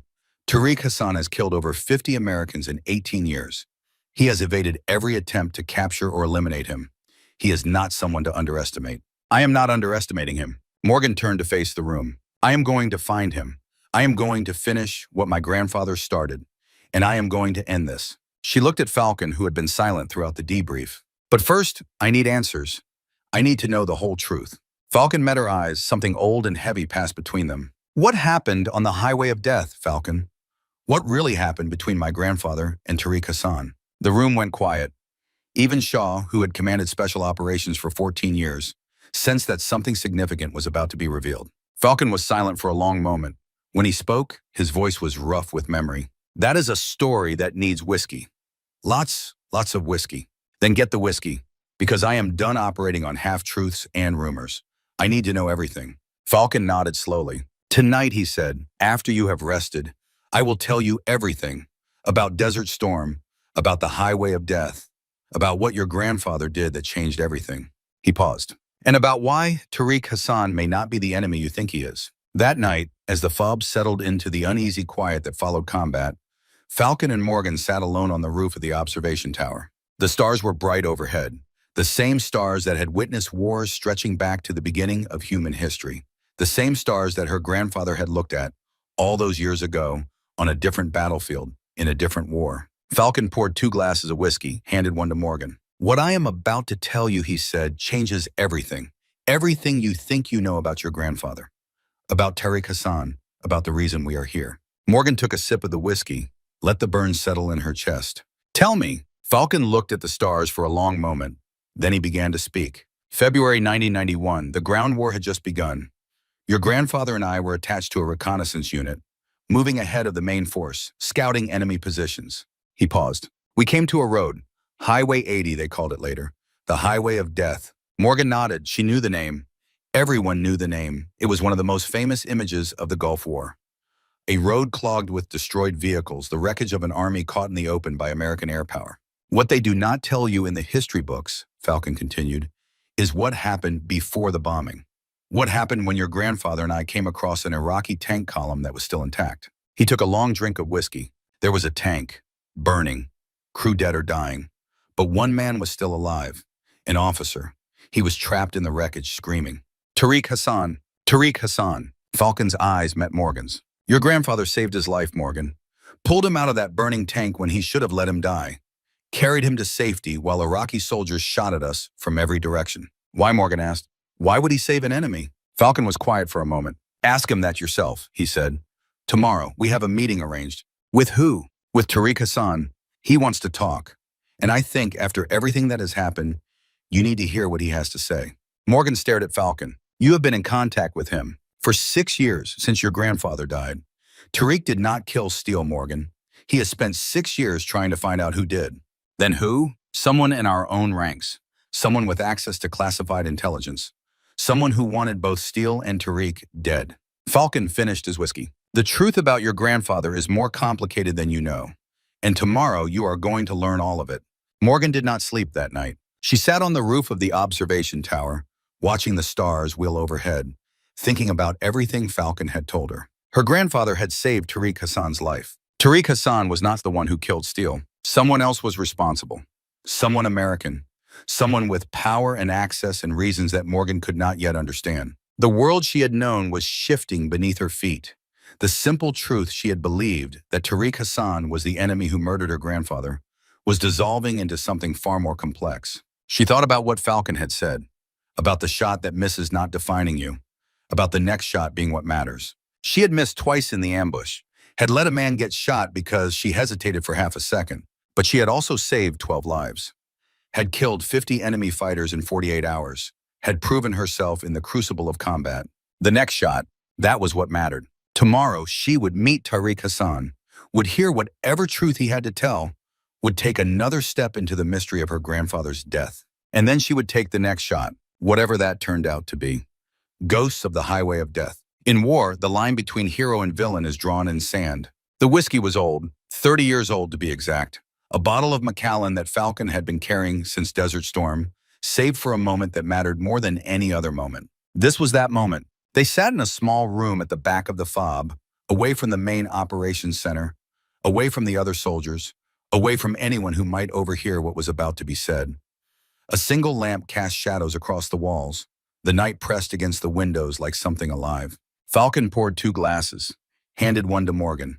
His hands were steady, but his eyes were heavy with the weight of memories that had been buried for 3 decades. What I am about to tell you, he said, I have never told anyone. Not the debriefers after the war, not the historians who came asking questions, not even the old guard, except for Steele himself. Morgan held the glass but did not drink. Her eyes were fixed on Falcon's face, searching for something she could not name. This story begins on February 26, 1991, Falcon continued. The day before the ceasefire. The day the world ended for the Iraqi army. The day your grandfather became something more than a soldier. He took a long drink of whiskey. The day he saved the life of the man we have been hunting. February 26, 1991, Highway 80, Kuwait. The road stretched through the desert like a black ribbon, cutting through sand and scrub toward the Iraqi border. 2 days earlier, it had been clogged with the fleeing remnants of Saddam Hussein's army. Tanks, trucks, buses, civilian vehicles, everything that could move loaded with soldiers and loot and the desperate hope of escape. Then the American planes came. Steele Hayes and Victor Falcon Kane were attached to a reconnaissance unit moving ahead of the main coalition advance. Their job was to scout enemy positions, report on troop movements, identify targets for airstrikes. They had been doing this work for 6 weeks, moving through the desert like ghosts, seeing everything, being seen by nothing.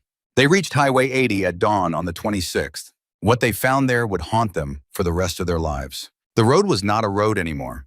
It was a graveyard, a charnel house, a vision of hell that no training could have prepared them for. Vehicles stretched for miles in both directions, bumper to bumper, packed so tightly that there was no room to maneuver.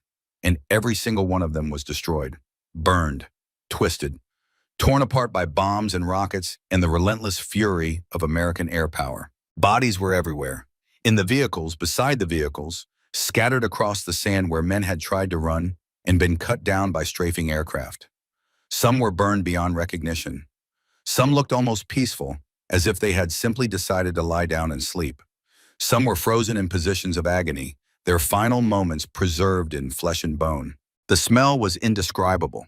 Burning fuel and burning flesh, and the copper stink of blood baking in the desert sun. Steele Hayes stood at the edge of the carnage, his rifle in his hands, and did not move for a long time. Falcon remembered that moment with perfect clarity. The way Steele's face went blank, the way his eyes took on that distant quality that meant he was seeing something far away, something that no one else could see. They were retreating, Steele said finally. His voice was flat, empty. They were beaten. They were going home. Falcon did not respond. There was nothing to say. The air war had done its job. The ground war would be over in hours. The liberation of Kuwait was complete. And all it had cost was this road of death, this monument to what modern warfare could do to human beings. They moved through the wreckage for 2 hours, searching for survivors, finding none. The planes had been thorough. The pilots had followed their orders with precision and skill. There was nothing left alive on Highway 80, or so they thought. The tank was half buried in a crater at the edge of the road. A Soviet-made T-72, standard equipment for the Iraqi Republican Guard. It had been hit by something heavy, probably a cluster bomb, and the blast had flipped it onto its side and thrown it clear of the main convoy. It was burning, not the fierce blaze of a fresh hit, but the slow smolder of a fire that had been going for hours. Black smoke curled from the hatches. The metal was hot enough to shimmer in the morning light. Falcon started to move past it. Another dead tank, another dead crew, nothing they had not seen 100 times in the past 6 weeks. But Steele stopped. He was staring at the tank with an intensity that Falcon recognized. The look he got when something was not right, when his instincts were telling him something that his conscious mind had not yet processed. "There is someone alive in there," Steele said. Falcon looked at the burning tank, looked at Steele, wondered if the heat and the horror had finally broken something in his friend. "Steele, that thing has been burning for hours. Nobody could survive." "Someone did, I can hear them." Falcon listened, heard nothing but the crackle of flames and the distant sound of aircraft overhead. But Steele was already moving, already climbing up the side of the overturned tank, ignoring the heat that was blistering his hands, ignoring the smoke that was filling his lungs. "Steele!" Falcon shouted. "What are you doing?" "There is a man in here. Help me get this hatch open." Falcon should have refused, should have pointed out that they were in hostile territory, that enemy soldiers could still be hiding in the wreckage, that risking their lives for a dying Iraqi was not part of their mission. Instead, he climbed up beside Steele and put his hands on the hatch. Together they pulled. The man inside the tank was barely alive. He was an officer, that much was clear from his uniform. Colonel's insignia, Republican Guard markings. He was maybe 35 years old, though it was hard to tell through the blood and burns that covered his face. His legs were trapped under a piece of machinery that had come loose during the blast. His left arm was broken in at least 2 places. His uniform was smoldering, small flames eating at the fabric. But his eyes were open, and those eyes were watching Steele Hayes with an expression that contained no fear, no hatred, no plea for mercy, just curiosity. Steele dropped into the burning tank without hesitation. The heat was intense, the smoke so thick that breathing was almost impossible. He grabbed the man under the arms and pulled. The officer screamed, a sound that cut through the roar of the flames, through the chaos of the moment, through everything. His legs were still trapped. "Falcon!" Steele shouted. "I need leverage, find something." Falcon searched the wreckage, found a piece of metal that might work as a pry bar, handed it down to Steele. For 3 minutes they worked in the burning tank. 3 minutes of heat and smoke, and the constant knowledge that the ammunition stored somewhere in that vehicle could cook off at any moment, turning all 3 of them into vapor. Steele pried, Falcon pulled, the officer screamed and then went silent, unconscious from the pain. And finally, the machinery shifted. The man's legs came free. They dragged him out of the tank and down onto the sand just as something inside the vehicle exploded, sending a column of fire into the sky. Steele and Falcon lay in the sand, gasping for breath, their lungs burning, their hands blistered and raw. The Iraqi officer lay between them, unconscious but alive. They should have left him there. That was what the rules said. Enemy combatant, severely wounded, unlikely to survive. Call in a medic report for the intelligence teams, move on with the mission. But Steele Hayes did not leave him. He bandaged the man's wounds with supplies from his own kit, splinted the broken arm, treated the burns as best he could with the limited resource available. Falcon watched in silence, not understanding, not asking questions. He had known Steele for 8 years, had learned that when Steele made a decision, there was always a reason, even if that reason was not immediately apparent. The Iraqi officer regained consciousness as Steele was finishing the bandages. His eyes opened slowly, focused on the American kneeling beside him.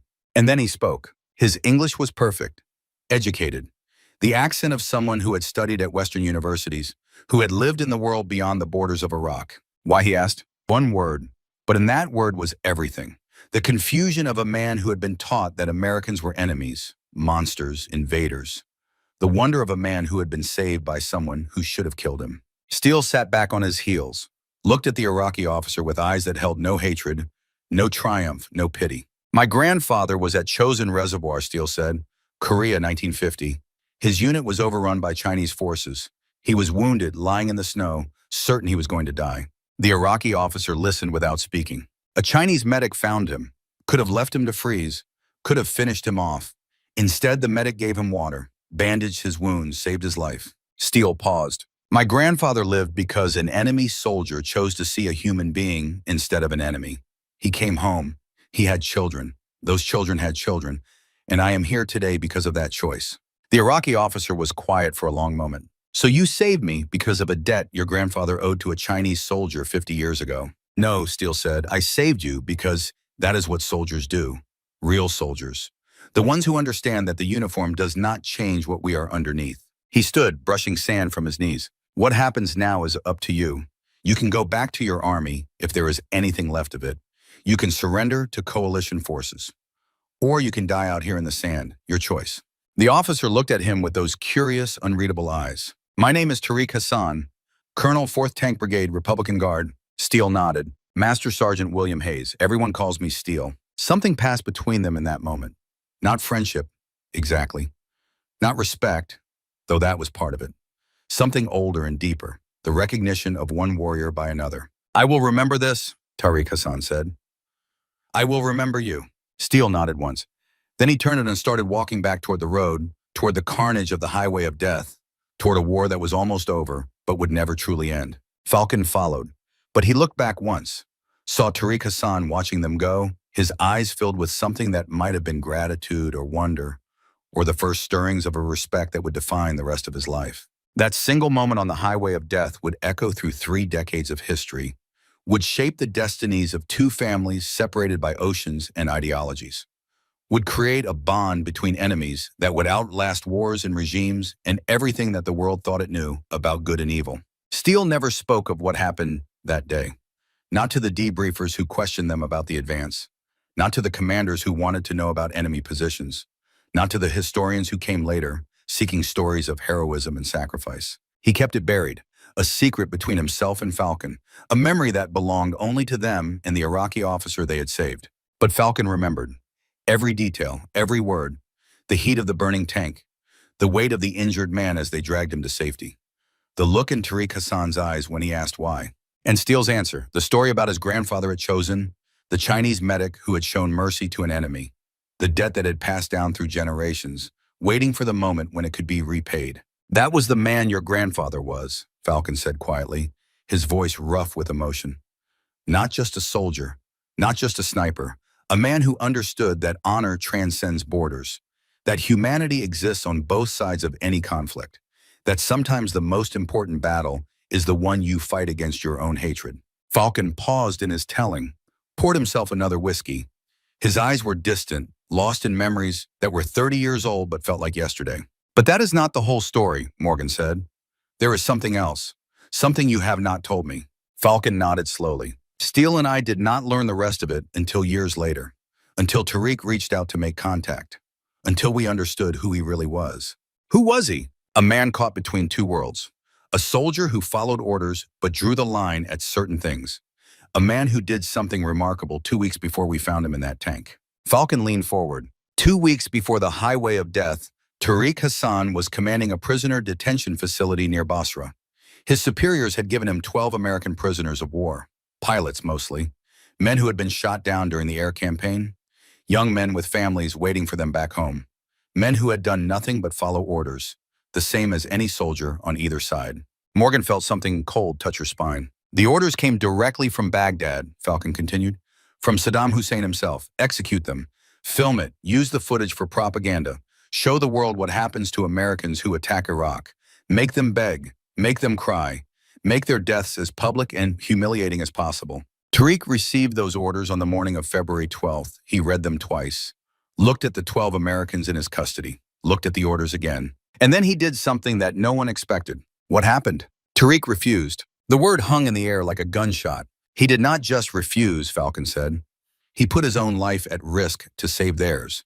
He falsified records, reported that the prisoners had died in an American airstrike, created false death certificates, bribed guards to keep their mouths shut. Then, in the dead of night, he loaded those 12 Americans into trucks, drove them himself through checkpoints where one wrong word would have meant death for all of them, found a location near the Kuwaiti border where he knew American forces would pass. He left them there, bound loosely enough that they could free themselves within hours, with enough water and food to survive until rescue came. He saved 12 American lives. Yes, 12 pilots who went home to their families. 12 men who are alive today with children and grandchildren, because an Iraqi colonel committed treason against his own government to do the right thing. Falcon's voice was heavy with something like reverence. One of those pilots was Lieutenant James Morrison. He was from Billings, Montana, just 2 hours from your grandfather's ranch. He had a wife named Sarah and a 3-year-old daughter named Emily. He had been counting the days until he could go home to them. Morgan felt tears prick her eyes, felt the weight of the story settling into her bones. After the war, Morrison spent years trying to find the man who saved him, the man who had risked everything for strangers, the man who had said, as he cut their bonds, that some orders should never be followed, that honor matters more than obedience, that there are lines that no soldier should cross, no matter who gives the command. Morrison eventually found Steele, told him the story, described the Iraqi colonel who had shown mercy when mercy was the last thing anyone expected. Steele knew immediately who it was. The man from the burning tank, the man he had saved on the highway of death, the man who had looked at him with those curious, unreadable eyes and said he would remember. The debts had balanced, a life saved for a life saved, but the connection between them had only begun. And when Steele found Tariq again, they met in '97, Jordan, neutral territory, and they discovered that they had more in common than they ever imagined, that the bond forged in fire on the highway of death had created something neither of them expected. A friendship that transcended borders, a respect that defied everything the world believed about enemies.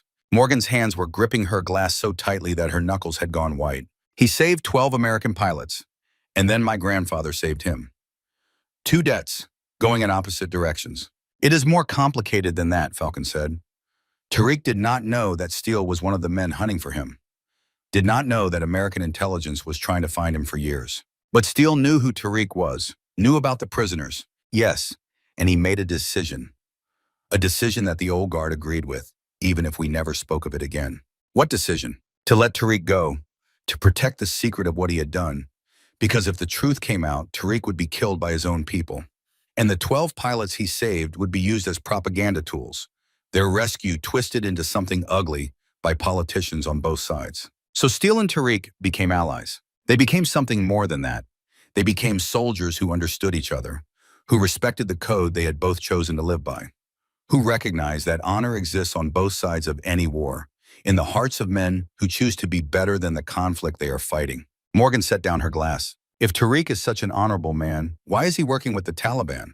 Why has he been killing Americans for 18 years? Falcon was quiet for a long moment.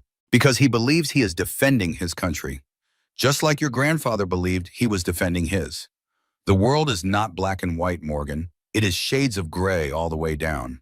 But the Taliban, they murdered innocents. They shelter terrorists. And American bombs have killed innocents too. American drones have destroyed wedding parties and hospitals. Neither side is clean. Neither side is righteous. Falcon met her eyes. Tariq is not a good man by any simple definition. He has done terrible things in the name of his cause. But he is not the monster you are led to believe. He is a soldier, like your grandfather was. Like I am, like you are. Morgan was silent, processing, trying to reconcile the image of the enemy she had been hunting with the man Falcon was describing. You said Steele and Tariq had an agreement, she finally said. What kind of agreement? Falcon leaned back in his chair. They called it the Warrior's Code, a set of rules that governed how they would interact, even as enemies. Rules that both of them swore to uphold. What rules? Information would be shared when it served both their interests. Certain targets would be off limits. Civilians, families, non-combatants, neither would actively hunt the other. And the most important rule? Our war is between us, never our families. No matter what happens, no matter how bad things get, we do not touch each other's blood. Falcon's voice dropped to a whisper, For 24 years, they kept that agreement. For 24 years, they respected the code. Until someone broke it. Yes, until someone killed Steele. Until someone decided that the code meant nothing. That honor was just a word. That promises could be broken without consequence. Morgan stood, walked to the window, looked out at the Afghan night. If Tariq did not kill my grandfather, who did? Someone who knew about the agreement. Someone with access to classified resources. Someone who wanted both Steele and Tariq dead. Someone in the old guard. Falcon did not answer, but his silence was answer enough. One of them, Morgan said. One of the 4 men who stood at his grave. One of the men who called him brother. I have spent 6 years trying to find proof, Falcon said. 6 years of investigation, dead ends, false leads. But I believe with everything I am that Steele was killed by someone close to him. Someone he trusted. Who? I do not know. Not yet. But Tariq might. He has been investigating too. From his side. Using resources I cannot access. That is why he wants to meet with me. Yes. He believes that together we can find the truth. Find the man who betrayed both of them. End this once and for all. The meeting was scheduled for dawn, a village called Karim Abad, deep in territory controlled by Tariq's forces. But they never made it to Karim Abad. 3 hours before dawn, Sarah Mitchell burst into their quarters with news that changed everything. We have a situation, she said. Her face was pale, her voice tight with urgency. Tariq's communication network just lit up. Something big is happening. Morgan was on her feet instantly. What kind of something? Attack, major assault on a civilian target. A school opening ceremony in a village called Malik Kel. 200 civilians, including 8 American aid workers. Morgan's blood went cold. When? 6 hours from now. The ceremony starts at 10:00 local time. Who is planning it? Not Tariq. Sarah shook her head. The Shadow, the rival faction I mentioned. They have been planning this for weeks. It is designed to be a propaganda victory. Maximum civilian casualties, American dead, all captured on video for distribution. She paused. Tariq just sent us a warning. He is trying to stop it, but he does not have enough men in the area. He is asking for help. Morgan looked at Falcon. Falcon looked back. This is a trap, Morgan said. Possibly, Falcon agreed. The Shadow knows we are looking for Tariq, knows we want to meet with him. This could be designed to draw us out, get us into an exposed position. Also possible. Morgan was quiet for a moment, thinking, calculating. 200 civilians, 8 Americans. Yes, if we do nothing, they all die. The village burns. The video goes viral. The Shadow wins. Morgan closed her eyes, saw the faces of children she had never met, saw the families who would mourn them, saw the flag-draped coffins of 8 aid workers who had come to Afghanistan to help and would go home in boxes. She opened her eyes. We go, she said. The C-130 was already warming up when they reached the flight line. Commander Shaw had authorized the mission after a brief but intense conversation in which Morgan made clear that she was going with or without official sanction. Shaw had not liked it, but he had understood. SEAL Team Alpha is still recovering from the last engagement, he said. I cannot give you a full assault team. I do not need one, Morgan replied. Falcon and I will handle the overwatch. Get me a helicopter for extraction and a QRF on standby.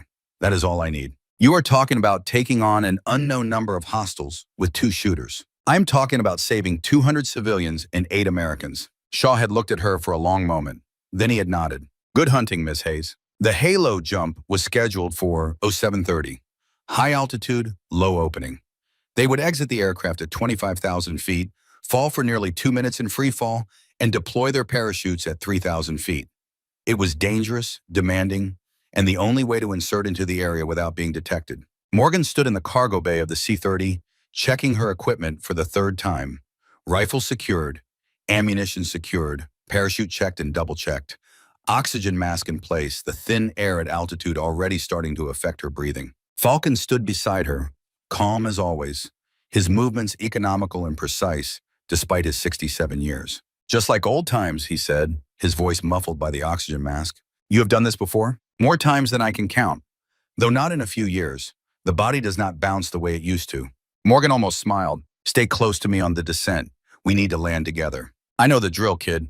Was doing this when you were in diapers. The jump light changed from red to yellow. 2 minutes to drop. Morgan felt her heart rate increase, felt the familiar surge of adrenaline that came before every mission.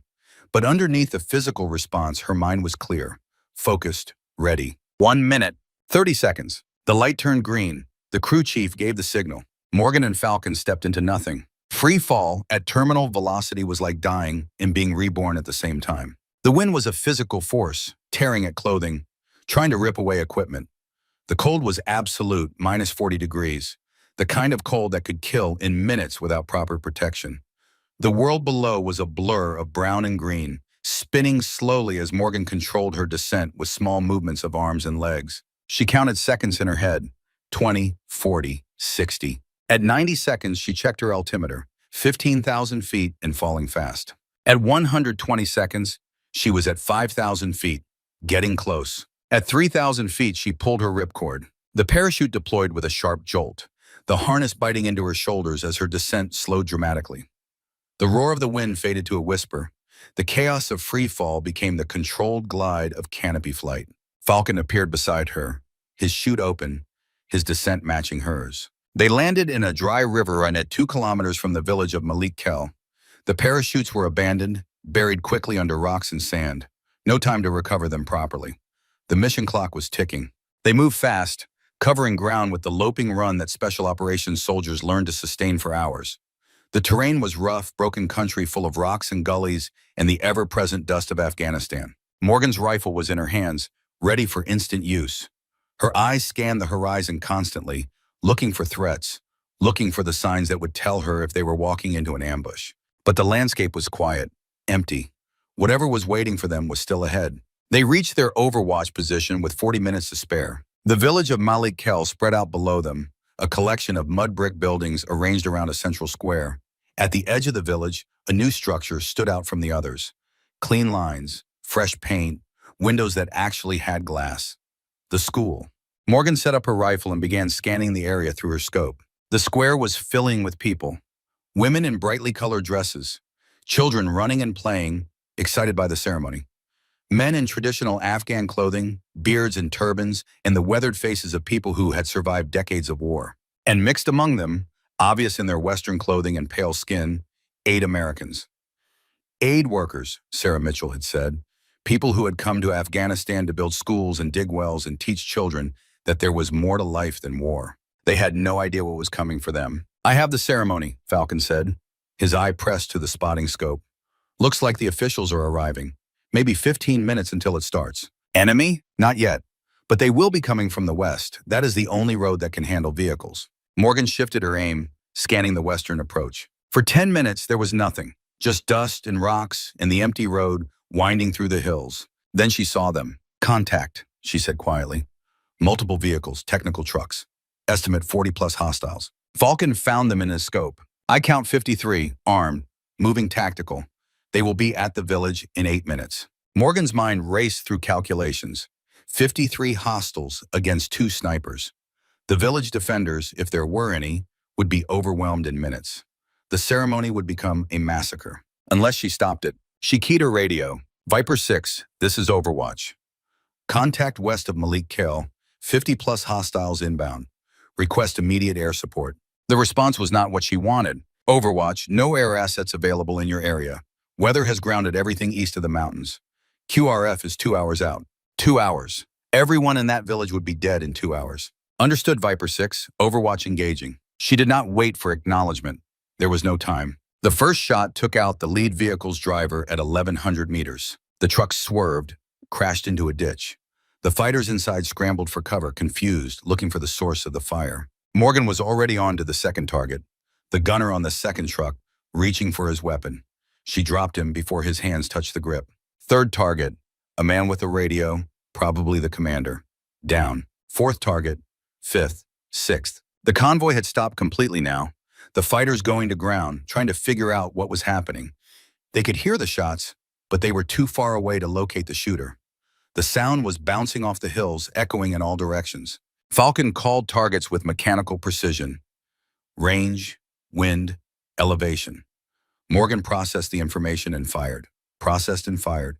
Processed and fired. 7, 8, 9, 10, 11, 12. The fighters were starting to panic.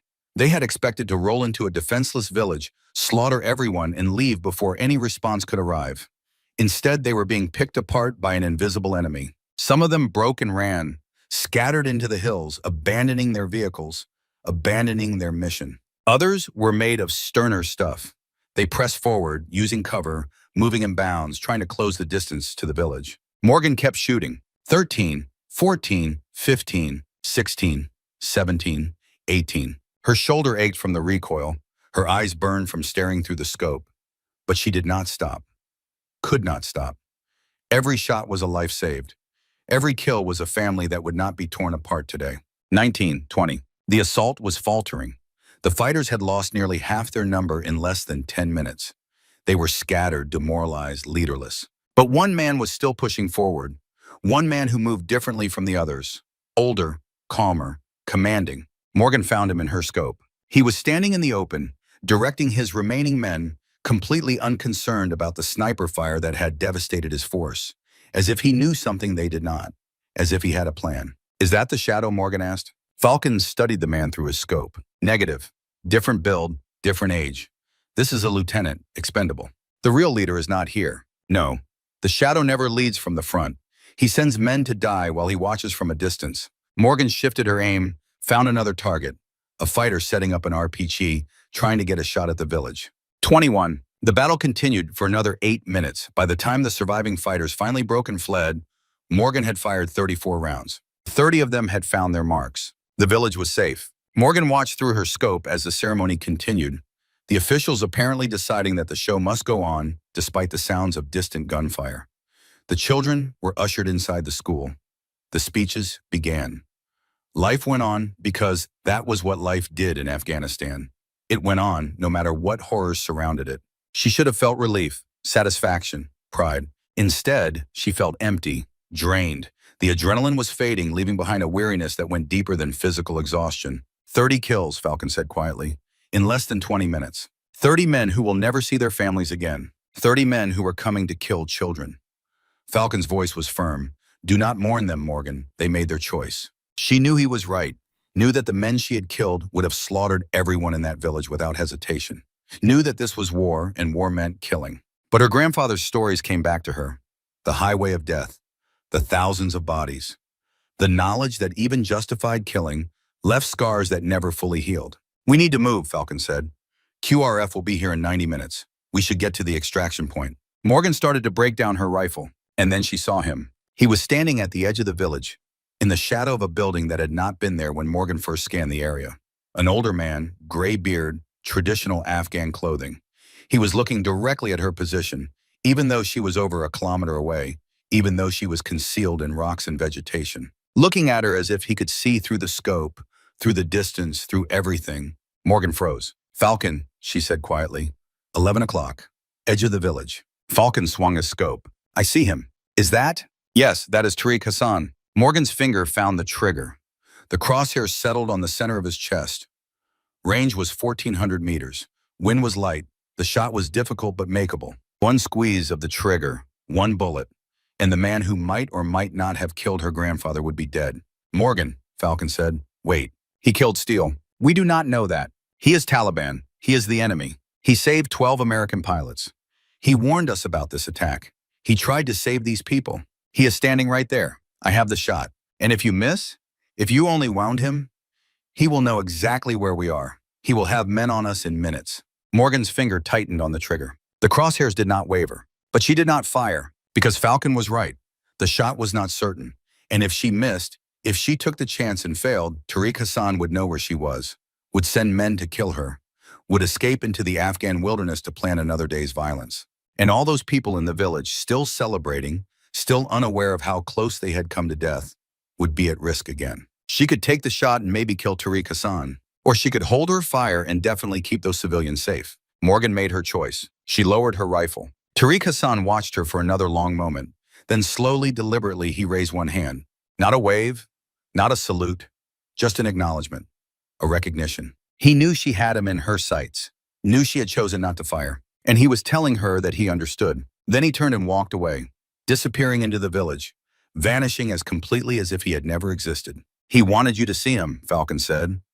"He wanted you to have the chance to kill him." Why? Because he needed to know what kind of person you are, whether you would take the shot or hold your fire, whether you are the kind of soldier your grandfather was. Morgan stared at the spot where Tariq had been standing.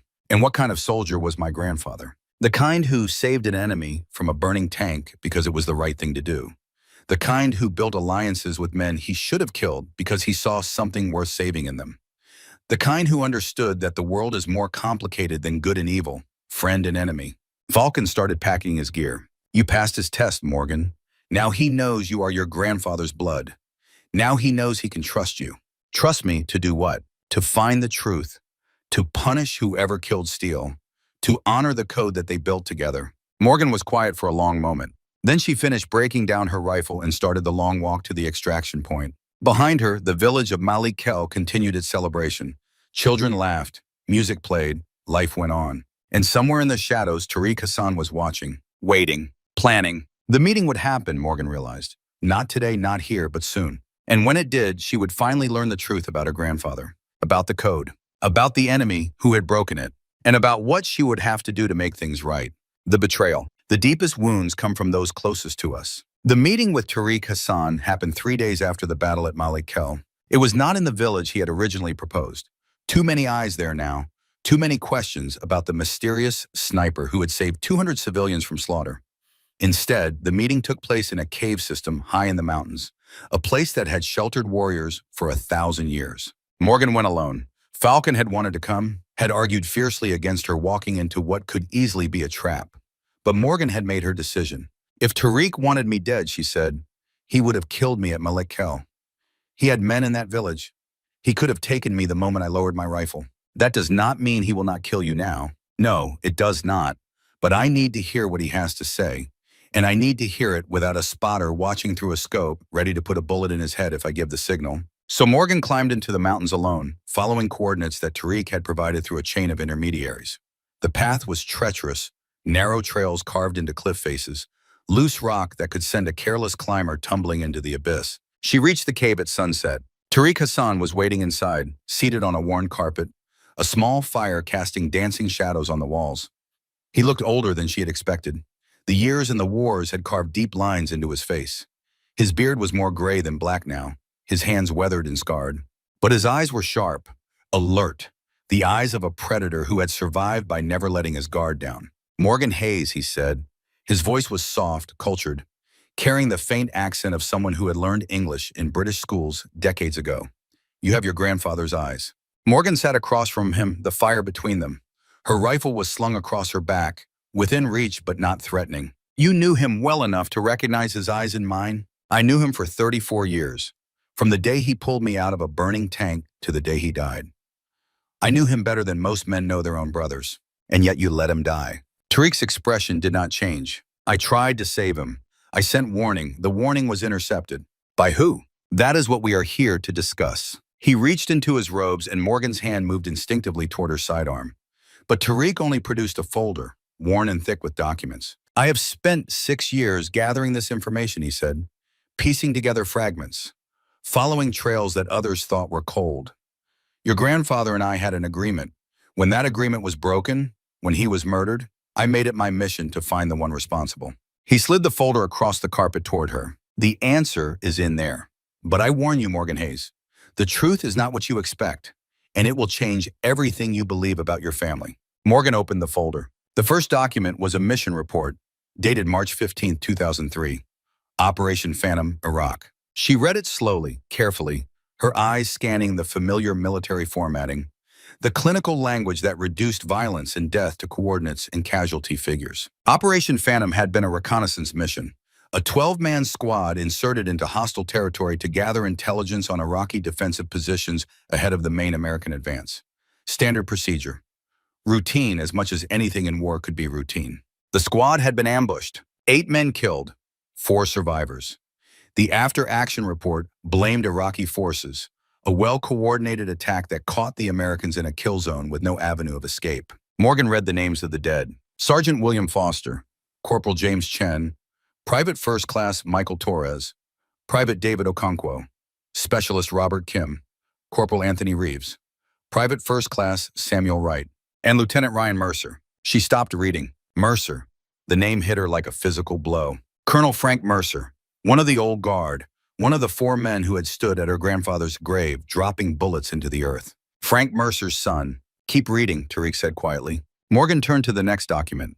It was marked classified, the red stamp faded with age but still legible, and it told a very different story. The ambush had not been an ambush. It had been friendly fire. The squad had called for air support when they encountered unexpected resistance. The coordinates they provided were accurate, marking an Iraqi position 200 meters north of their location. But somewhere in the chain of communication, something went wrong. The coordinates that reached the aircraft were different, off by 200 meters, placing the strike directly on top of the American squad. The bombs fell at 14:23 hours. 8 men died instantly. The 4 survivors were wounded, scattered, lucky in ways that would haunt them for the rest of their lives. The investigation that followed was classified at the highest levels. The official report blamed the Iraqis. The real report, the one Morgan was reading now, blamed something else entirely. Human error, a mistake in transcription, a moment of confusion in the fog of war. And the man who had called in the strike, the man who had provided the coordinates that were somehow changed, was Master Sergeant William Steele Hayes. Morgan's hands were shaking. She forced herself to keep reading. Steele had not known, not at first. The chaos of the battle, the confusion of the aftermath, the official report that blamed the enemy. He had believed, like everyone else, that his men had been killed by Iraqi fire. But Steele Hayes was not a man who accepted easy answers. He had investigated on his own, pulled strings, called in favors, accessed records that he should not have been able to access. And eventually he had found the truth. His coordinates had been correct, but somewhere between his radio and the aircraft, those coordinates had been changed. By accident or by design, he never knew. But the result was the same. 8 men dead, including Ryan Mercer. Steele had buried the truth, had accepted responsibility in a classified report that would never see the light of day, had carried that weight for 20 years, never telling anyone except one person. His spotter, his brother in all but blood, Victor Falcon Kane. Morgan closed the folder. Her mind was racing, trying to process what she had read, trying to reconcile the grandfather she had known with the man in these documents. Steele Hayes, the hero, the legend, the man who had taught her everything she knew about honor and duty and the meaning of service. He had killed 8 of his own men, not deliberately, not with malice, but through error, through the chaos of war, through the simple human failing of being in the wrong place at the wrong time with the wrong information. And he had lied about it for 20 years. Falcon knew, Morgan said. Her voice sounded strange to her own ears. Yes, your grandfather told him shortly after he discovered the truth. Falcon helped him bury it. Why hide it? Because the truth would have destroyed more than Steele's reputation. It would have destroyed the memory of the men who died. Their families believed they were killed by the enemy, died heroes fighting for their country. The truth would have taken that from them. Morgan thought about the families, the wives and children and parents who had been told that their loved ones died bravely, fighting the enemy. The comfort they had found in that lie. And she thought about Frank Mercer. He found out, she said. Frank found out about his son. 2 years ago, Tariq's voice was heavy with something that might have been sympathy. He gained access to the classified report. I do not know how. He is a colonel with high-level clearances. Perhaps he simply asked the right questions of the right people. Morgan stared at the fire. The flames danced and flickered, casting shadows that looked like ghosts. So Frank killed my grandfather because of Ryan. Frank Mercer is a complicated man. I have studied him for 2 years, trying to understand his motivations. He loved your grandfather like a brother. For 40 years, they served together, fought together, buried friends together. Tariq paused, and then he learned that his brother had killed his son and lied to him about it for 20 years. That kind of betrayal does not create simple anger.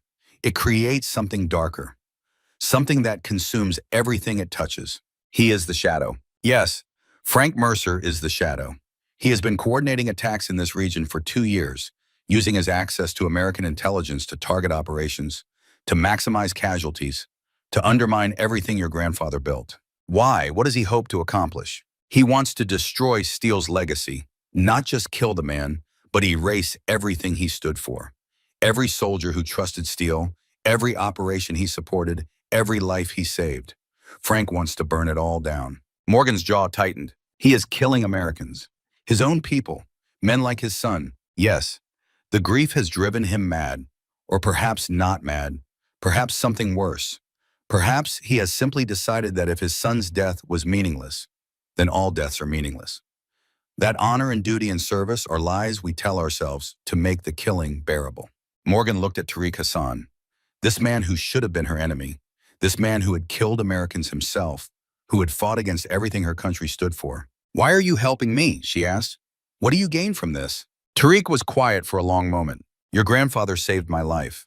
On a road of death, in the ruins of my army, he saw a human being instead of an enemy. He pulled me from fire and gave me water and asked nothing in return." His eyes met hers. "I spent 30 years trying to repay that debt. When he was murdered, that debt transferred to you. His blood, his legacy." There was something else in his voice now, something personal. "I also have a daughter," he said. "About your age. If someone killed me, I would want a man of honor to help her find justice. I am that man for you." Tariq reached into his robes again. This time he produced something smaller. A photograph worn at the edges, creased from years of handling. He held it out to her. Morgan took it. The image showed two men standing in front of a mud brick building somewhere in the Middle East. One was her grandfather, younger, leaner, but unmistakably Steele Hayes. The other was Tariq Hassan, also younger, his beard still black, his eyes not yet carrying the weight of decades of war. They were smiling. "This was taken in 2005, Tariq said. "Jordan, one of our meetings, your grandfather brought this photograph as a gift. He said it was proof that enemies could become something else, something better." Morgan stared at the image, at her grandfather's smile, at the genuine warmth in his expression as he stood beside a man who should have been his mortal enemy. "He believed in redemption," Tariq continued. "That was what made him different from other soldiers. He understood that people could change, that the man who fights you today might become the man who saves you tomorrow." "Is that why you are helping me? Because you believe in redemption?" "I am helping you because your grandfather earned my loyalty. Because the code we built together matters more than nations or ideologies. Because when a man saves your life, you owe him something that transcends politics." Tariq's eyes were steady, unflinching. "And because Frank Mercer has become something that neither your grandfather nor I would tolerate. A man who kills without purpose, who destroys without reason, who has let his grief transform him into the very thing he once fought against." Morgan slipped the photograph into her pocket. She would keep it, a reminder of the grandfather she thought she knew, and the grandfather she was only now beginning to understand. "One more question," she said. "Ask. If you find Frank before I do, what will you do?" Tariq was quiet for a long moment. "I will kill him," he said simply. "Not for revenge, not for justice, but because he has violated the code, because he has become a threat to everything your grandfather and I built together. Because some men cannot be redeemed, and Frank Mercer is one of them." Morgan nodded slowly. "Then we understand each other." "Yes, I believe we do." She stood, preparing to leave. But Tariq spoke one more time. "Morgan Hayes." She turned. "Your grandfather would be proud of you. Not because you are a warrior, not because you can kill with precision and efficiency, but because you came here alone, seeking truth instead of vengeance. Because you listened before you judged. Because you are his blood in the ways that matter most." Morgan did not know how to respond to that, so she simply nodded and walked toward the cave entrance. "Go with God," Tariq called after her, "and may you find the peace that your grandfather never could." Morgan left the cave as dawn was breaking. The mountains were painted in shades of gold and rose, beautiful in a way that seemed obscene given what she had learned. Her grandfather had made a mistake, a terrible, costly mistake that had killed 8 men and destroyed a father's faith in everything he believed. And he had hidden that mistake for 20 years, carrying the weight alone, never telling the one person who had a right to know. Frank Mercer. Morgan understood now why Frank had done what he did. Understood the rage, the betrayal, the consuming need to tear down the man who had taken his son and then sat at his table, year after year, pretending that nothing was wrong. She did not forgive him, could never forgive him, but she understood. The helicopter was waiting at the extraction point. Falcon was there, pacing anxiously, his face flooding with relief when he saw her emerge from the trees. "Morgan, thank God. What happened? What did he tell you?" Morgan walked past him without speaking, climbed into the helicopter, sat in silence as the rotors spun up and the aircraft lifted into the morning sky. Falcon climbed in beside her. His eyes searched her face, looking for answers. "Morgan," he said quietly, "talk to me." She turned to look at him. Her eyes were flat, cold, the eyes of a woman who had just watched her world collapse. "You knew." 2 words. But in those words was everything. The accusation, the betrayal, the shattering of trust. Falcon closed his eyes. When he opened them again, they were wet. "Yes," he said, "I knew." The flight back to the FOB took 2 hours. Morgan did not speak for most of it. She sat in silence, staring out the window at the Afghan landscape passing below, processing everything she had learned. Falcon sat across from her, waiting. He knew better than to push, knew that whatever came next would come in its own time. Finally, as the fog appeared on the horizon, Morgan spoke. How long? Falcon understood the question. Your grandfather found out in 2007, 4 years after the incident. He came to me because he did not know what to do. The official report had already been filed. The families had already been told. Changing the story would destroy lives. So you helped him cover it up. I helped him make a decision. The decision to carry the weight himself rather than pass it on to others. Morgan's jaw tightened. Frank Mercer had a right to know. Yes, he did.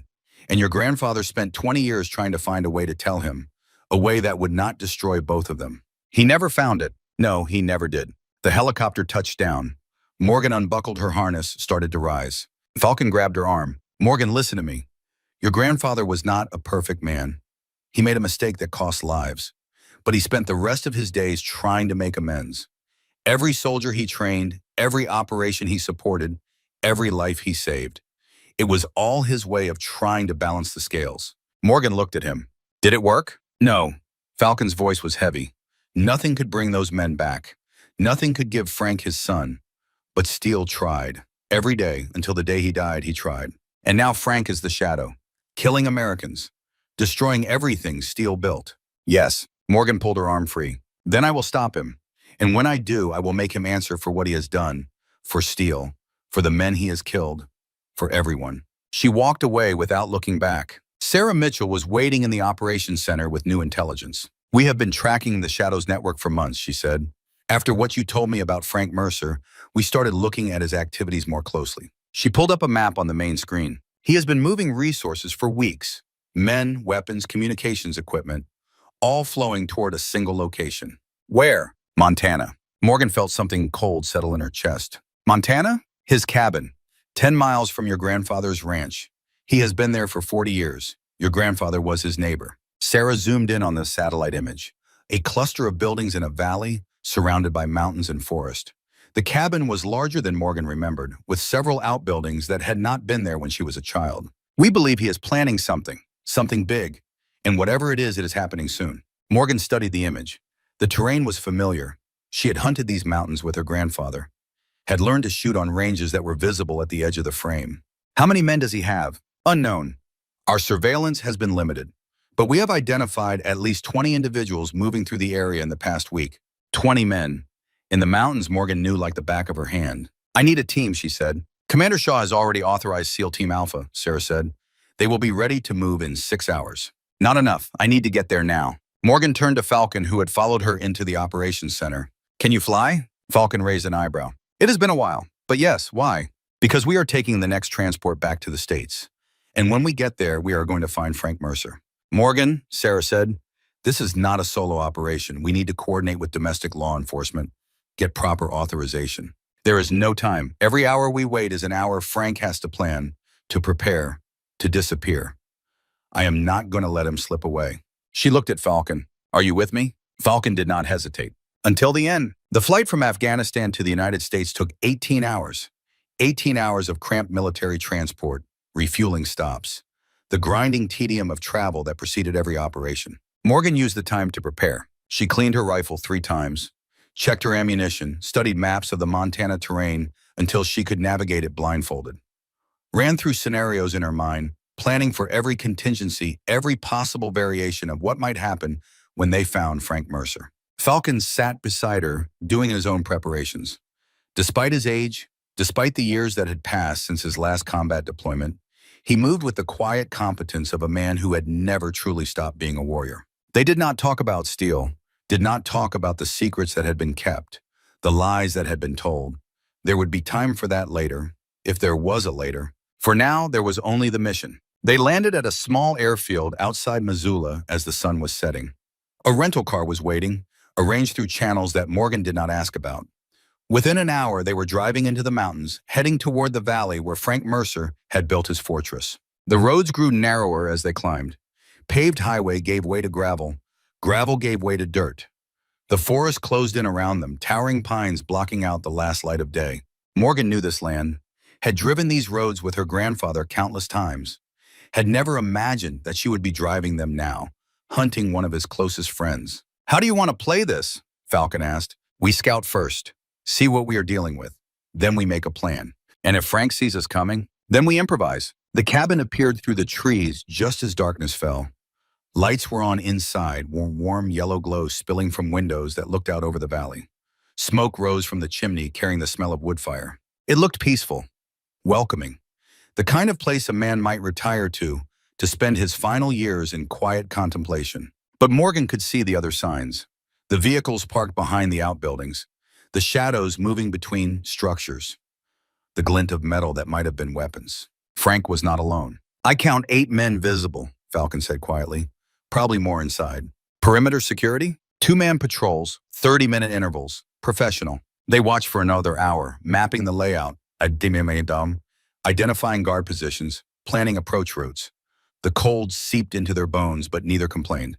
This was the work. This was what they had trained for their entire lives. Finally, Morgan made her decision. I am going in. Falcon looked at her. Alone? Frank will not talk to a strike team, but he might talk to me. Steele's granddaughter, the one he wanted to suffer. That is exactly why you should not go alone. He wants to hurt you, Morgan. Yes, and that is my advantage. He wants to see my face when he tells me the truth about my grandfather. That arrogance will keep me alive long enough to find an opening. Falcon was quiet for a long moment. I do not like this. You do not have to like it. You just have to trust me. She checked her sidearm, left her rifle with Falcon. The pistol would be enough for what she had planned, and carrying a sniper rifle into a conversation was not the message she wanted to send. If I am not out in 30 minutes, she said, call in the cavalry. And if you are dead, then make sure Frank does not leave this mountain alive. The approach took 15 minutes. Morgan moved through the forest like a ghost, using the darkness and the terrain to avoid the patrols. Her grandfather had taught her these mountains, had shown her every trail, every hiding spot, every approach that a hunter might use to stalk prey. Now she was the hunter. She reached the cabin without being detected. The front door was visible through a gap in the trees, guarded by 2 men with automatic weapons. But there was another entrance, a side door that led to what had once been a mudroom. Morgan picked the lock in 30 seconds, slipped inside without a sound. The cabin was warm, filled with the smell of wood smoke and something else, something chemical. The kind of smell that came from cleaning solvents and gun oil. She moved through the darkness, pistol ready, clearing rooms with the methodical precision of someone who had done this hundreds of times before. Living room, empty. Kitchen, empty. Hallway clear. And then she reached the study. Frank Mercer was sitting in a leather chair facing the door, a rifle across his lap. He was 68 years old, silver-haired, distinguished in a way that seemed almost theatrical. His eyes were calm, alert, unsurprised by her arrival. I wondered when you would figure it out, he said. His voice was the same voice she remembered from childhood, warm and avuncular, the voice of a man who had bounced her on his knee and told her stories about her grandfather. But there was something different in that voice now, something cold, something broken. Morgan kept her pistol trained on his chest. Colonel Mercer, please, Frank, we have known each other too long for formality. Morgan did not lower the weapon. You killed my grandfather. Frank tilted his head, studying her with those calm, terrible eyes. Yes, I did. No denial. No justification, just simple admission. Why? You know why. You have read the files. You know what Steele did. He made a mistake. A mistake. Frank's voice was suddenly sharp, cutting. A mistake that killed my son. A mistake that he hid from me for 20 years. A mistake that he sat at my table and smiled through, Christmas after Christmas, birthday after birthday, knowing what he had done. He stood slowly, still holding the rifle but not raising it. Do you know what it is like to bury your child, Morgan? To put your son in the ground and tell yourself that at least he died for something? That at least his sacrifice meant something? Morgan said nothing. I built a shrine to Ryan's memory, kept his medals in a case, told his story to anyone who would listen. My son, the hero. My son, who died fighting for his country. Frank's voice cracked. And then I found out it was all a lie. My son did not die fighting the enemy. He died because his commanding officer could not read a map. He died because Steele Hayes made a mistake and then covered it up to protect his precious reputation. Morgan's finger tightened on the trigger. So you became the shadow. You started working with the Taliban. You got Americans killed. I destroyed everything Steele built. Every operation he supported, I undermined. Every soldier he trained, I targeted. Every victory he achieved, I turned to ash. Frank smiled. It was the most terrible thing Morgan had ever seen. Your grandfather was not a hero, Morgan. He was a fraud, a liar, a man who sacrificed other people's sons to protect his own image. And now the whole world will know it. Morgan's hand was steady. Her aim was true. You killed Americans. Men like your son. Men who had nothing to do with what happened in Iraq. Collateral damage. The same words the military uses when they kill civilians with drone strikes. When they bomb hospitals because someone made a mistake. His eyes locked onto hers. I learned that phrase from your grandfather's report. The 8 men who died in Iraq were listed as collateral damage of friendly fire. My son was collateral damage. Morgan saw the madness in his eyes now. The grief that had curdled into something toxic. Something that consumed everything it touched. Steele was not a perfect man, she said. He made a mistake. A terrible mistake. But he spent the rest of his life trying to make amends. Amends? Frank laughed. A harsh, ugly sound. How do you make amends for killing someone's child? How many lives do you save before the scales balance? 100? 1,000? 1,000,000? He shook his head. It does not work that way, Morgan. Some debts can never be paid. Some sins can never be forgiven. Your grandfather knew that. He carried that weight every day of his life. Then why did you have to kill him? Because carrying the weight was not enough. He needed to face the truth, to admit what he had done, to look Frank Mercer in the eye and say the words. Frank's voice dropped to a whisper. I gave him the chance.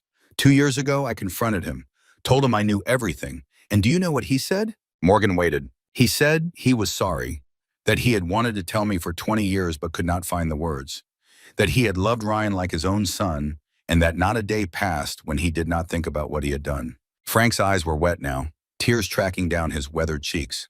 And I believed him. For one moment, I believed that he was truly sorry, that maybe we could find a way to live with what had happened.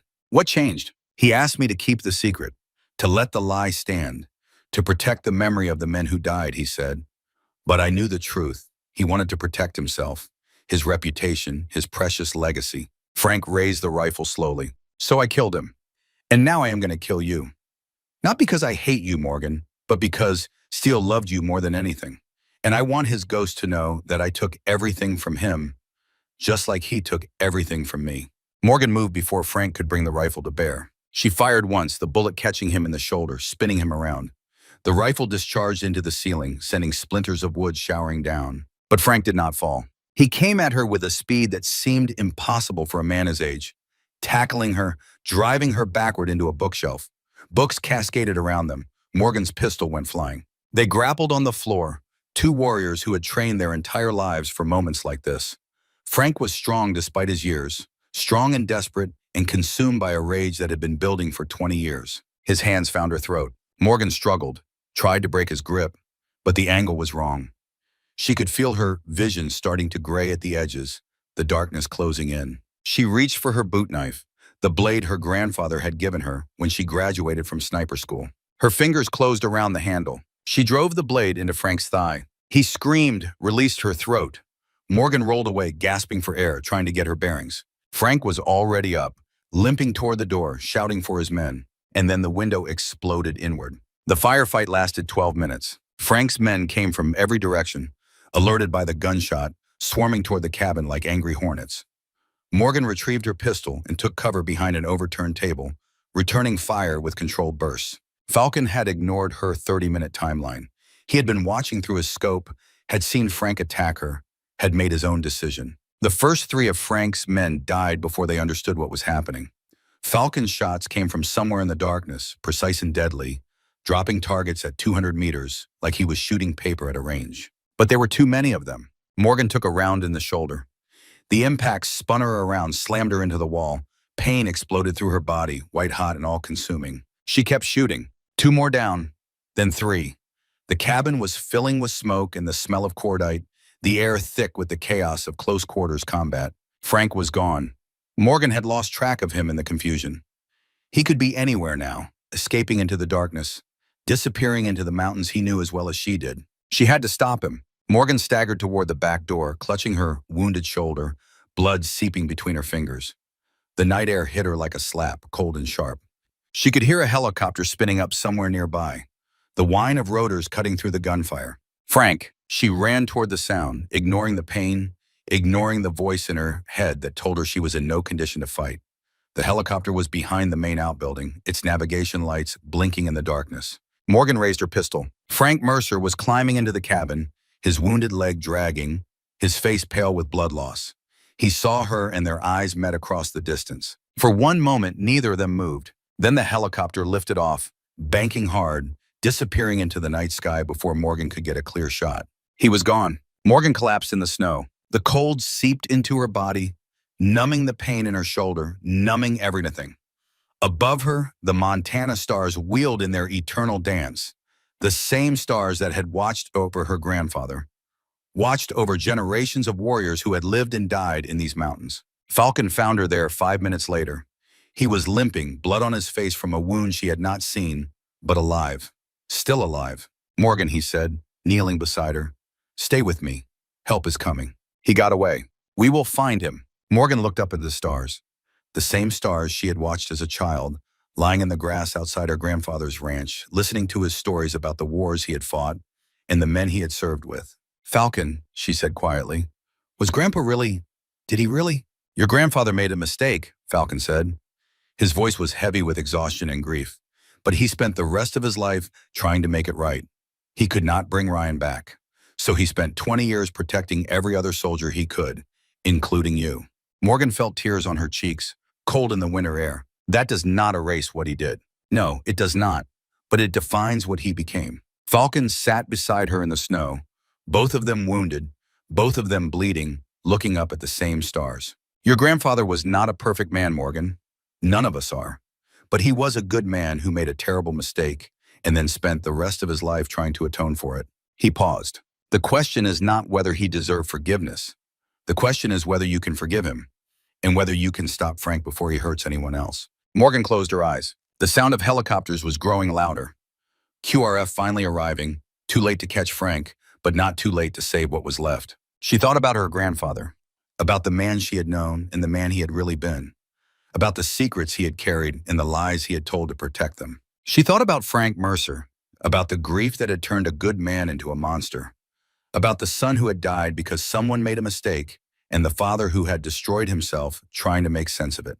And she thought about what came next. Frank was still out there, still planning, still determined to destroy everything Steel Hayes had built. Morgan had to stop him, not for revenge, not for justice, but because it was the right thing to do.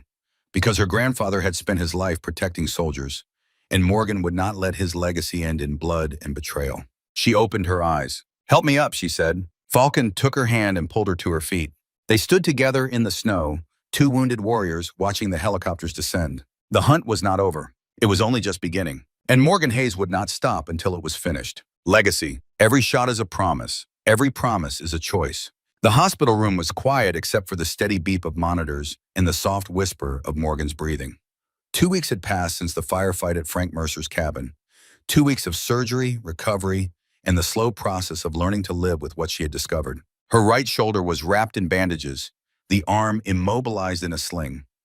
The bullet had torn through muscle and tendon, missing the bone by millimeters but causing damage that the surgeons said might never fully heal. She might never shoot right-handed again. For most people, that would be a minor inconvenience.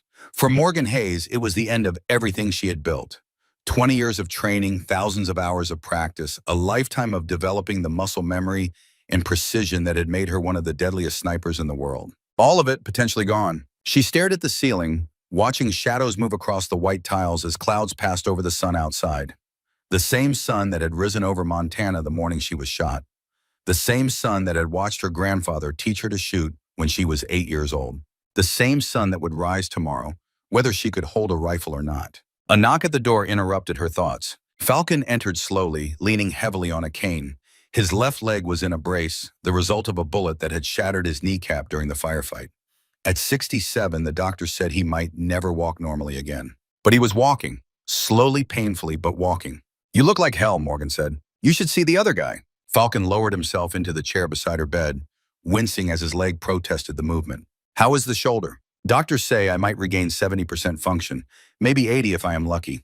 "And you're shooting?" Morgan was quiet for a moment. "They do not know. The nerve damage is extensive. Even if I recover full range of motion, the fine motor control might be gone." Falcon nodded slowly. He understood what that meant. Had seen other snipers lose their edge to injury, watched them struggle to accept that the gift they had spent their lives developing was simply gone. "Your grandfather was right-handed," he said quietly. Morgan looked at him. "But he trained himself to shoot left-handed too. Said a sniper who could only shoot from one position was only half a sniper." I never saw him shoot left-handed, because he never needed to. But I watched him practice, hours and hours, year after year. He was almost as good with his left as his right. Falcon leaned forward. You have his blood, Morgan. You have his discipline. If anyone can learn to shoot left-handed at a professional level, it is you. Morgan looked at her left hand, the hand that had held rifles but never fired them, the hand that had been support, never primary. How long do I have? Falcon's expression darkened. Not long. We have intelligence on Frank. He is planning something big, something that will happen soon. What kind of something? Falcon pulled out his phone, showed her a photograph. It was a flyer professionally printed announcing an event. Desert Storm Veterans Memorial Ceremony. Washington, D.C., 3 weeks from now. Morgan felt something cold settle in her stomach. The ceremony marks the 35th anniversary of the Gulf War, Falcon continued. Hundreds of veterans will be there, families, politicians, media, and Frank. Frank has been planning this for months. He wants to destroy everything steel built, everything Desert Storm represented. And what better way than to attack the men who fought there, the men who survived while his son did not? Morgan sat up slowly, ignoring the pain in her shoulder. How many men does he have? We are not sure. After the cabin, he went underground. But our sources suggest he has been recruiting. Former military mostly. Men who feel betrayed by the system. Men who have lost faith in the country they served. He is building an army. He is building a statement. A massacre at a veteran ceremony would send a message that nowhere is safe. That the men who fought for America cannot even gather to remember their service without being slaughtered. Falcon's jaw tightened. We have to stop him, Morgan. This is not just about revenge anymore. This is about saving lives. Morgan looked at her bandaged shoulder, at her left hand, at the cane leaning against Falcon's chair. 2 wounded warriors. One 67 years old with a shattered knee, 128 with a destroyed shooting arm, against an unknown number of enemies, led by a man who had nothing left to lose. Then we better start training, Morgan said. The next 3 weeks were the hardest of Morgan's life. She trained for 16 hours a day, every day. Learning to shoot left-handed from scratch, rebuilding muscle memory that had taken 20 years to develop, pushing through pain that would have broken most people. Falcon was there every step of the way. He could not stand for long periods, so he sat in a wheelchair, using her grandfather's old spotting scope, calling corrections as Morgan fired round after round at targets that seemed impossibly far away. Too high, adjust point 3 mils down. Morgan adjusted, fired again, better. But you are anticipating the recoil. Let the shot surprise you. She fired again. That is it. That is the one. But it was not good enough. Not yet. Her left-handed groups were twice the size of what she could achieve with her right. Her speed was half what it had been. Her confidence, built over 2 decades of perfect performance, was shattered. I cannot do this, she said one evening, after missing 3 consecutive shots at 800 meters. I am not good enough, not with my left hand. Falcon looked at her with those pale blue eyes that had seen 50 years of war. Your grandfather missed his first 30 shots when he was learning to shoot, he said quietly. Did he tell you that? Morgan shook her head. First day of training, back in Korea. He was 17 years old, thought he knew everything. His instructor put a rifle in his hands, pointed at a target 200 yards away, and told him to hit it. Falcon smiled at the memory. Steele missed 30 times in a row. Every single shot went wide. He was so frustrated he wanted to quit, wanted to throw the rifle down and walk away. But he did not. No, he did not. His instructor told him something that changed his life. He said that missing is not failure. Missing is information. Every shot that goes wide tells you something about what you are doing wrong. The only real failure is refusing to learn from your mistakes. Morgan looked at her rifle, at the target in the distance, at the misses that represented not failure, but data. Steele spent the next 6 months learning from his mistakes, Falcon continued. By the time he deployed to Korea, he was one of the best shots in the Marine Corps. Not because he had natural talent, because he refused to give up. Morgan picked up the rifle again, settled into her position, controlled her breathing. She fired. The round went wide, but only by inches. Again, Falcon said. She fired again. Closer. Again. By the end of the second week, Morgan was shooting left-handed at 70% of her previous capability. Not perfect, not what she had been, but good enough. Good enough to make shots at 800 meters with reasonable consistency. Good enough to drop targets at 1,000 meters if conditions were favorable. Good enough to do what needed to be done. But she knew it might not be enough to stop Frank Mercer. One evening, after a particularly brutal training session, Morgan sat on the porch of her grandfather's ranch house, watching the sun set over the mountains. Her left arm ached from the thousands of rounds she had fired. Her right shoulder throbbed with the constant pain that the doctor said might never fully fade. Falcon joined her, lowering himself carefully into the chair beside her. "You know what your grandfather told me once," he said, his voice soft in the evening quiet. "He said that the hardest thing about being a soldier is not the fighting. It is the waiting, the preparation, the endless hours of training and planning and wondering if you will be ready when the moment comes." Morgan did not respond. He said that the men who succeed are not the ones with the most talent or the best equipment. They are the ones who refuse to stop preparing, who keep training even when their bodies tell them to quit, who keep learning even when they think they know everything. Falcon looked at her. "You are ready, Morgan. Maybe not as ready as you were before. Maybe not as ready as you want to be, but ready enough. Your grandfather would be proud of what you have accomplished in these 2 weeks." Morgan looked at her left hand, at the calluses forming on fingers that had never held a rifle this way before, at the small cuts and bruises that marked the brutal training she had endured. "I keep thinking about what he would say," she admitted, "if he could see me now, learning to shoot all over again at 28 years old." Falcon smiled. "He would say the same thing he said to you when you were 8. The same thing he said every time you struggled with something new." Morgan waited. Again, she almost laughed. Almost. The word that had defined her childhood, that had pushed her through every obstacle, that had made her the warrior she was today. Again, she stood, ignoring the pain in her shoulder. "One more session," she said, "before it gets too dark." Falcon reached for his cane. "I will spot." They walked together to the range, two wounded warriors who refused to quit. The sun was low on the horizon, casting long shadows across the Montana landscape. The same landscape where Morgan had first learned to shoot. The same landscape where her grandfather had trained her, year after year, until she became something extraordinary. She set up at the 1,000-meter line, a distance that would have been routine before her injury, a distance that now felt like climbing Everest with a broken leg. "Target is center mass," Falcon said, settling behind the spotting scope. "Wind is light, maybe 2 miles per hour from the left. Temperature is dropping. Cold air is denser. Adjust point 1 mils down." Morgan made the adjustment, settled into position, felt the unfamiliar grip of her left hand on the rifle, the awkward placement of muscles that had never been asked to do this job before. She breathed, once, twice, 3 times, and fired. The round went high, 6 inches above the target. "You are still compensating for a recoil pattern that does not exist," Falcon said calmly. "Your right hand learned to push back against the kick. Your left hand does not know that yet. Trust the rifle. Let it do the work." Morgan adjusted her grip, breathed again, fired. The round went low, 3 inches below center. "Better. You overcompensated. Find the middle ground." She fired again and again and again. By the time the sun disappeared behind the mountains, she had fired 50 rounds. 42 of them had hit the target. Not her old standards, not even close, but progress. 42 out of 50, Falcon said as they packed up the equipment. "From 1,000 meters, with your offhand, after 3 weeks of training." Morgan did not respond. The numbers felt like failure. "Your grandfather spent 6 months learning to shoot left-handed," Falcon continued. 6 months to get where you are after 3 weeks. You have his talent, Morgan, and something else. Something even he did not have." "What?" "Desperation. You do not have 6 months, you have 6 days. And that is making you learn faster than anyone I have ever seen." Morgan looked at her left hand in the fading light, at the calluses and bruises, at the proof of how hard she had pushed herself.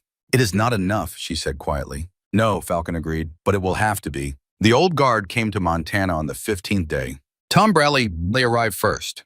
65 years old, still built like a linebacker, his face weathered by decades of sun and wind and the particular stress that only combat veterans understand. He had been Steele's squad leader in the early days, before either of them had rank or reputation. Pete Sullivan came next, 69, the oldest of them all, walking with the slight limp that was the permanent reminder of a knee replacement 2 years ago. Navy SEAL, multiple combat deployments including Grenada, Panama, Desert Storm, and a dozen other conflicts that never made the news. They gathered in the living room of Steele's old ranch house, the same house where Morgan had learned to shoot, the same house where the old guard had met for decades to remember the wars they had fought and the friends they had lost. Now there were only 4 of them left: Morgan, Falcon, Tom, and Pete. And one of their brothers had become the enemy they had to destroy. "We have been tracking Frank's communications," Tom said, spreading maps across the coffee table. "He has been coordinating with cells across the country. Former military, like Falcon said, men with grudges, men who feel abandoned by the system. How many? We estimate 50 to 60 fighters, possibly more. They have been moving into position around Washington, D.C. for the past week. Pete Sullivan leaned forward, his experienced eyes scanning the maps. The ceremony is scheduled for 1,400 hours at the National Mall. Open-air venue, thousands of attendees, minimal security screening. It is a soft target. Frank knows that, Morgan said. He planned it that way. The question is, how do we stop him? Falcon said from his wheelchair. We are 4 people against 60. Those are not good odds. Tom Bradley smiled grimly. We are not 4 people. We are the old guard, and we have friends. Over the next week, allies materialized from the shadows of American military history. Nathan Cole arrived with 4 members of SEAL Team Alpha, the men Morgan had saved in Afghanistan. They came without orders, without authorization, on leave that they had taken specifically for this purpose. You saved our lives, Cole said simply. Now we return the favor. Tyler Reed came too. His legs were still weak from the spinal injury, but he could walk, could shoot, could stand with the woman who had blamed herself for his wounds. This is not your fault, he told her when he arrived. What happened to me was war, chaos, bad luck. You did everything you could. I should have been faster, and I should have been more careful about my position. We can play the blame game forever, or we can focus on what matters. Stopping Frank, saving lives. He smiled, the first real smile Morgan had seen from him since Afghanistan. Besides, I owe you a debt. Let me pay it. The plan came together in pieces. Intelligence from Sarah Mitchell indicated that Frank would position his men at multiple points around the National Mall, creating overlapping fields of fire that would turn the ceremony into a kill zone. The attack would begin with explosives designed to create panic and confusion, followed by coordinated gunfire that would maximize casualties. It was a professional operation designed by a professional soldier. Frank Mercer had spent 40 years learning how to kill efficiently. Now he was applying those skills to the people he had once sworn to protect. We need to neutralize his positions before the attack begins, Morgan said, studying the maps. That means identifying every shooter, every bomb, every threat before they can act. That is a lot of ground to cover, Cole observed, which is why we split up. Morgan pointed to positions on the map. Falcon and I take the high ground here, overlooking the main ceremony site. Cole, you take your team to the eastern approach. Tom and Pete cover the western flank. And Tyler? Tyler grinned. I will be in the crowd, eyes on the ground, identifying threats before they can get into position. It was dangerous. All of it was dangerous. But it was the only plan that had any chance of working. What about Frank himself? Falcon asked. He will not be on the front lines. He will be commanding from somewhere safe. I know, Morgan said. That is why we need to find him first. And when we do, we take him together. She looked at Falcon. 2 shooters, 1 target, the way my grandfather would have wanted it. Falcon nodded slowly. Something passed between them, an understanding, a commitment.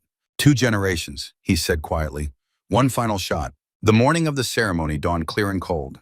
December in Washington, D.C., the kind of crisp winter day that made breath visible and froze exposed skin in minutes. Morgan stood on the roof of a building overlooking the National Mall, her rifle assembled and ready. Her left hand was steady on the grip, her eye pressed to the scope. Beside her, Falcon sat in a portable chair, his shattered knee elevated, his own rifle mounted on a tripod for stability. They would shoot together. That was the plan. 2 bullets, 1 target, no chance for escape. Below them, the mall was filling with people. Veterans in their service caps and medals, some walking proudly, others in wheelchairs or supported by canes. Families clustered together, children running and laughing, unaware of the danger that surrounded them. Politicians and dignitaries assembled on the stage, preparing for speeches that praised the sacrifice and service of a generation. Thousands of potential victims, hundreds of potential shooters hiding among them. I have eyes on 3 possible hostiles, Falcon reported quietly. 9 o'clock near the Washington Monument. They are moving wrong, too alert, too coordinated. 2, Morgan swung her scope to the location. Found the 3 men Falcon had identified. They were wearing civilian clothes, but something about them screamed military. The way they moved, the way they watched. Confirmed. Mark them for Cole's team. Falcon keyed his radio, transmitted the coordinates. All across the mall, the hidden network of defenders was doing the same thing. Identifying threats, marking positions, building a picture of Frank's operation piece by piece. 20 minutes to ceremony start, Falcon said. We need to find Frank soon. Morgan kept scanning, looking for the one man who mattered. The one man who could stop all of this with a single order, or start it. Frank Mercer announced himself at 1347 hours. His voice came over the public address system, hijacked from the ceremony's audio feeds, broadcast to the thousands of people gathered on the mall. Ladies and gentlemen, veterans, families, distinguished guests. The voice was calm, measured, the voice of a career military officer addressing his troops. You have gathered here today to celebrate a lie, to honor men who are called heroes, but who are nothing more than killers. To remember a war that was fought for oil and pride and the glory of politicians who never held a rifle. Murmurs spread through the crowd. Confusion, fear. I am Colonel Frank Mercer. I served in Desert Storm. I believed in the mission. I believed in my brothers in arms. His voice hardened. And then I learned the truth. That the men I trusted betrayed me. That the heroes we celebrate are frauds.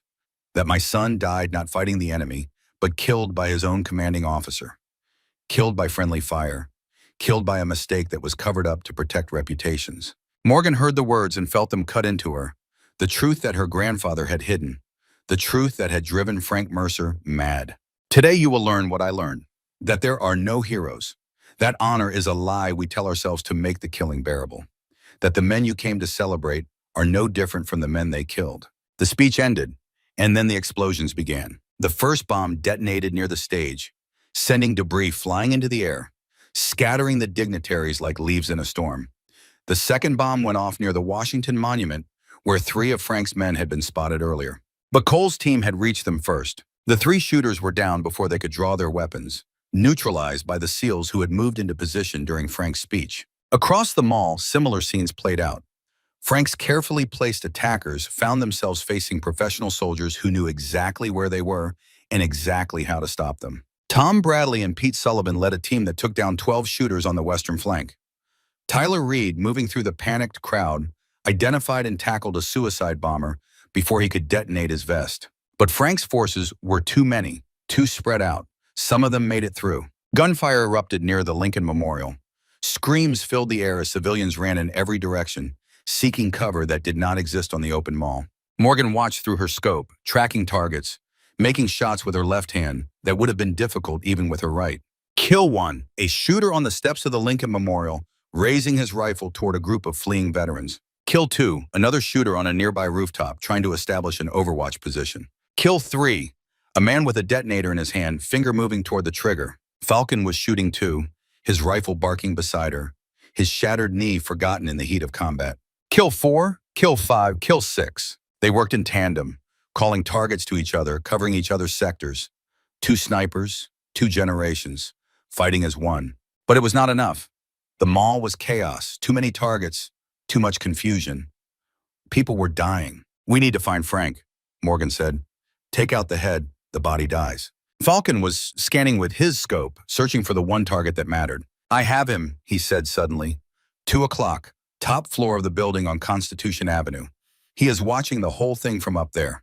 Morgan swung her rifle, found the window Falcon had identified, and there he was. Colonel Frank Mercer, standing at the window, binoculars raised, watching his operation unfold, watching the people die, watching the chaos consume everything. Range 1,200 meters. Morgan settled into the shot, controlled her breathing, felt the familiar weight of the rifle against her left shoulder. Falcon was doing the same, his rifle aimed at the same window, his eye pressed to the scope.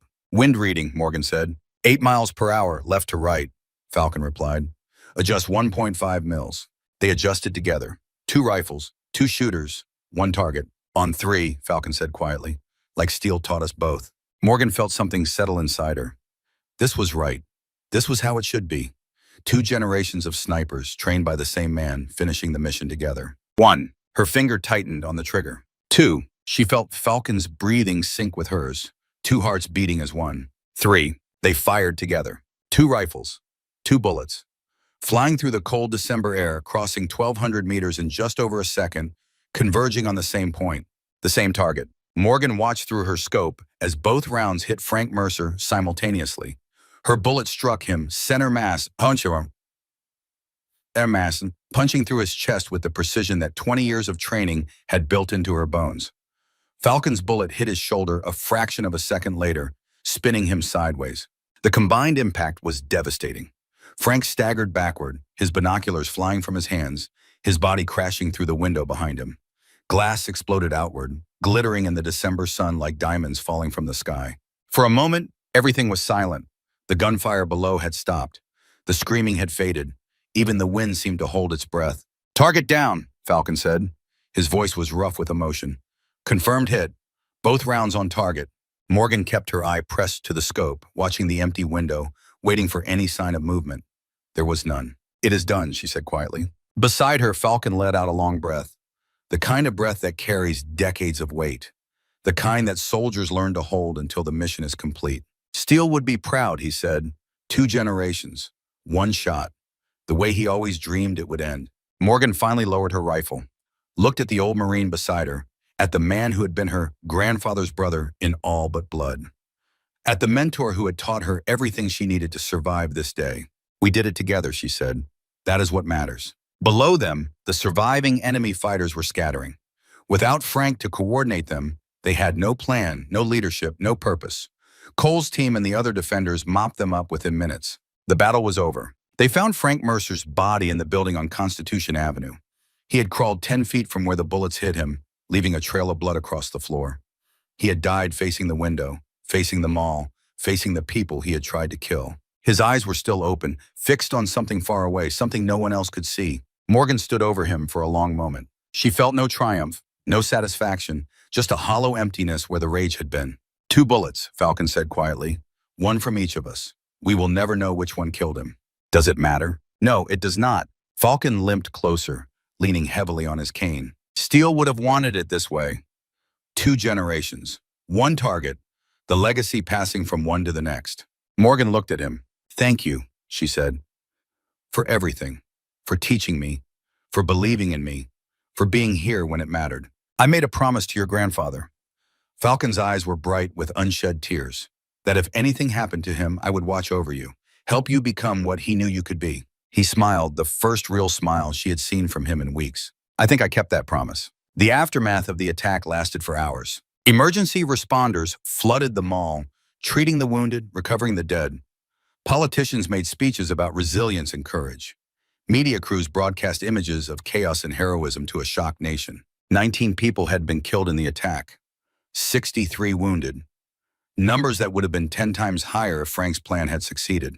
Morgan did not stay for the speeches, did not stay for the interviews or the congratulations or the medals that would inevitably follow. She went to find Falcon. He was sitting on a bench outside the building where Frank had died, his cane beside him, his face turned up to catch the weak December sun. "How is the knee?" Morgan asked. "Hurts like hell," Falcon replied, "but it will heal eventually." Morgan sat beside him. "What happens now?" Falcon was quiet for a long moment. "Now we go home. Back to Montana. Back to the ranch where your grandfather taught us both what it means to be soldiers, what it means to keep promises." He looked at her. "And then we rest. For a while at least. Until the next time someone needs us." Morgan nodded. The sun was setting over Washington, D.C., painting the sky in shades of gold and crimson. The same colors that painted the Montana sky she remembered from childhood. The same colors that would welcome her home.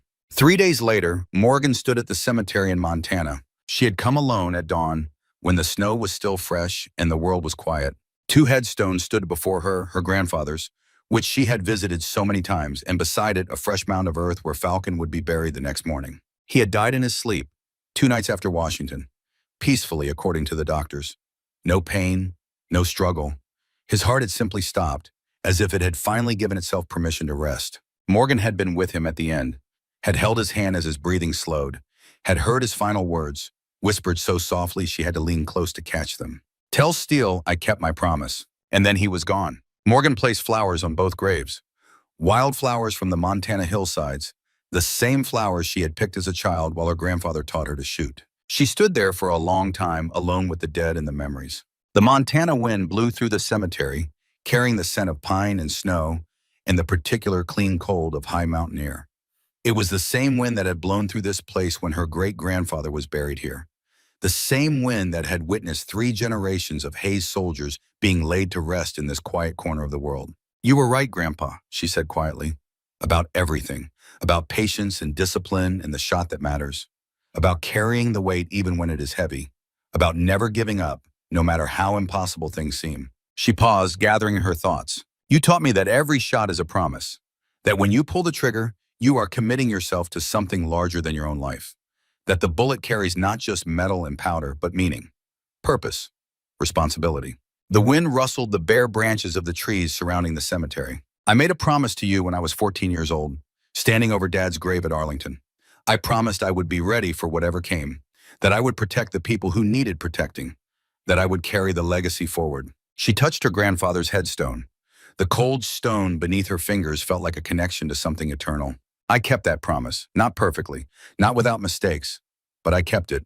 And you were wrong about some things too, about hiding the truth, about carrying secrets that were not yours to carry, about thinking you could protect people by lying to them. She thought about Frank Mercer, about the grief that had consumed him, about the son who had died and the father who had never been told the truth. The lies we tell to protect people, she said softly, sometimes they hurt more than the truth ever could. But that does not change what you were, what you taught me, what you gave me. She turned to the fresh earth where Falcon would rest. Thank you, she said simply, for everything, for being his brother, for becoming mine, for teaching me that legacy is not just blood, it is choice, it is commitment, it is the decision to pass on what matters to the next generation, whether they share your DNA or not.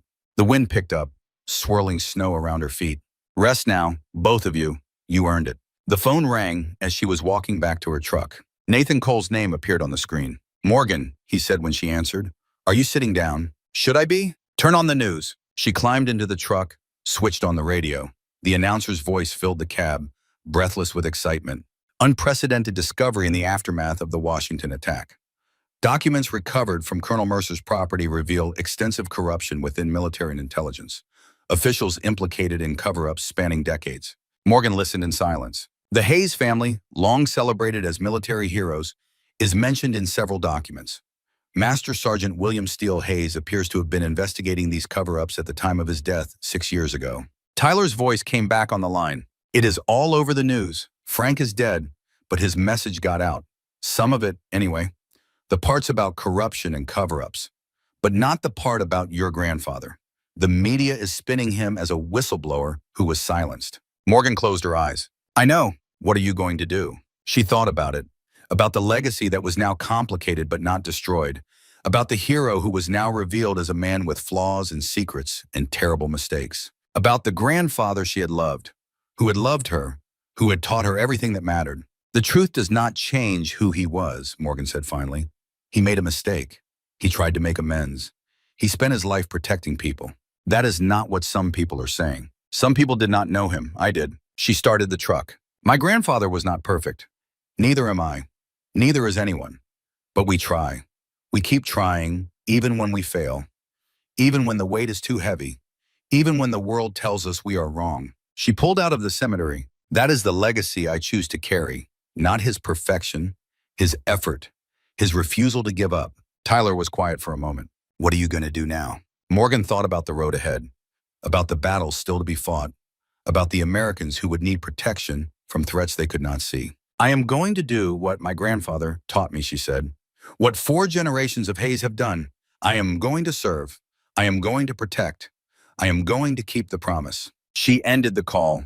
The Montana mountains rose around her. The same mountains that had watched over her family for 100 years.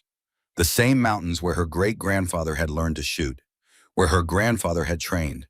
Where she had become the warrior she was today. Her phone buzzed again. Unknown number. She answered. Guardian Angel. Nathan Cole's voice using the call sign that had followed her since Afghanistan. Americans in trouble. South America this time.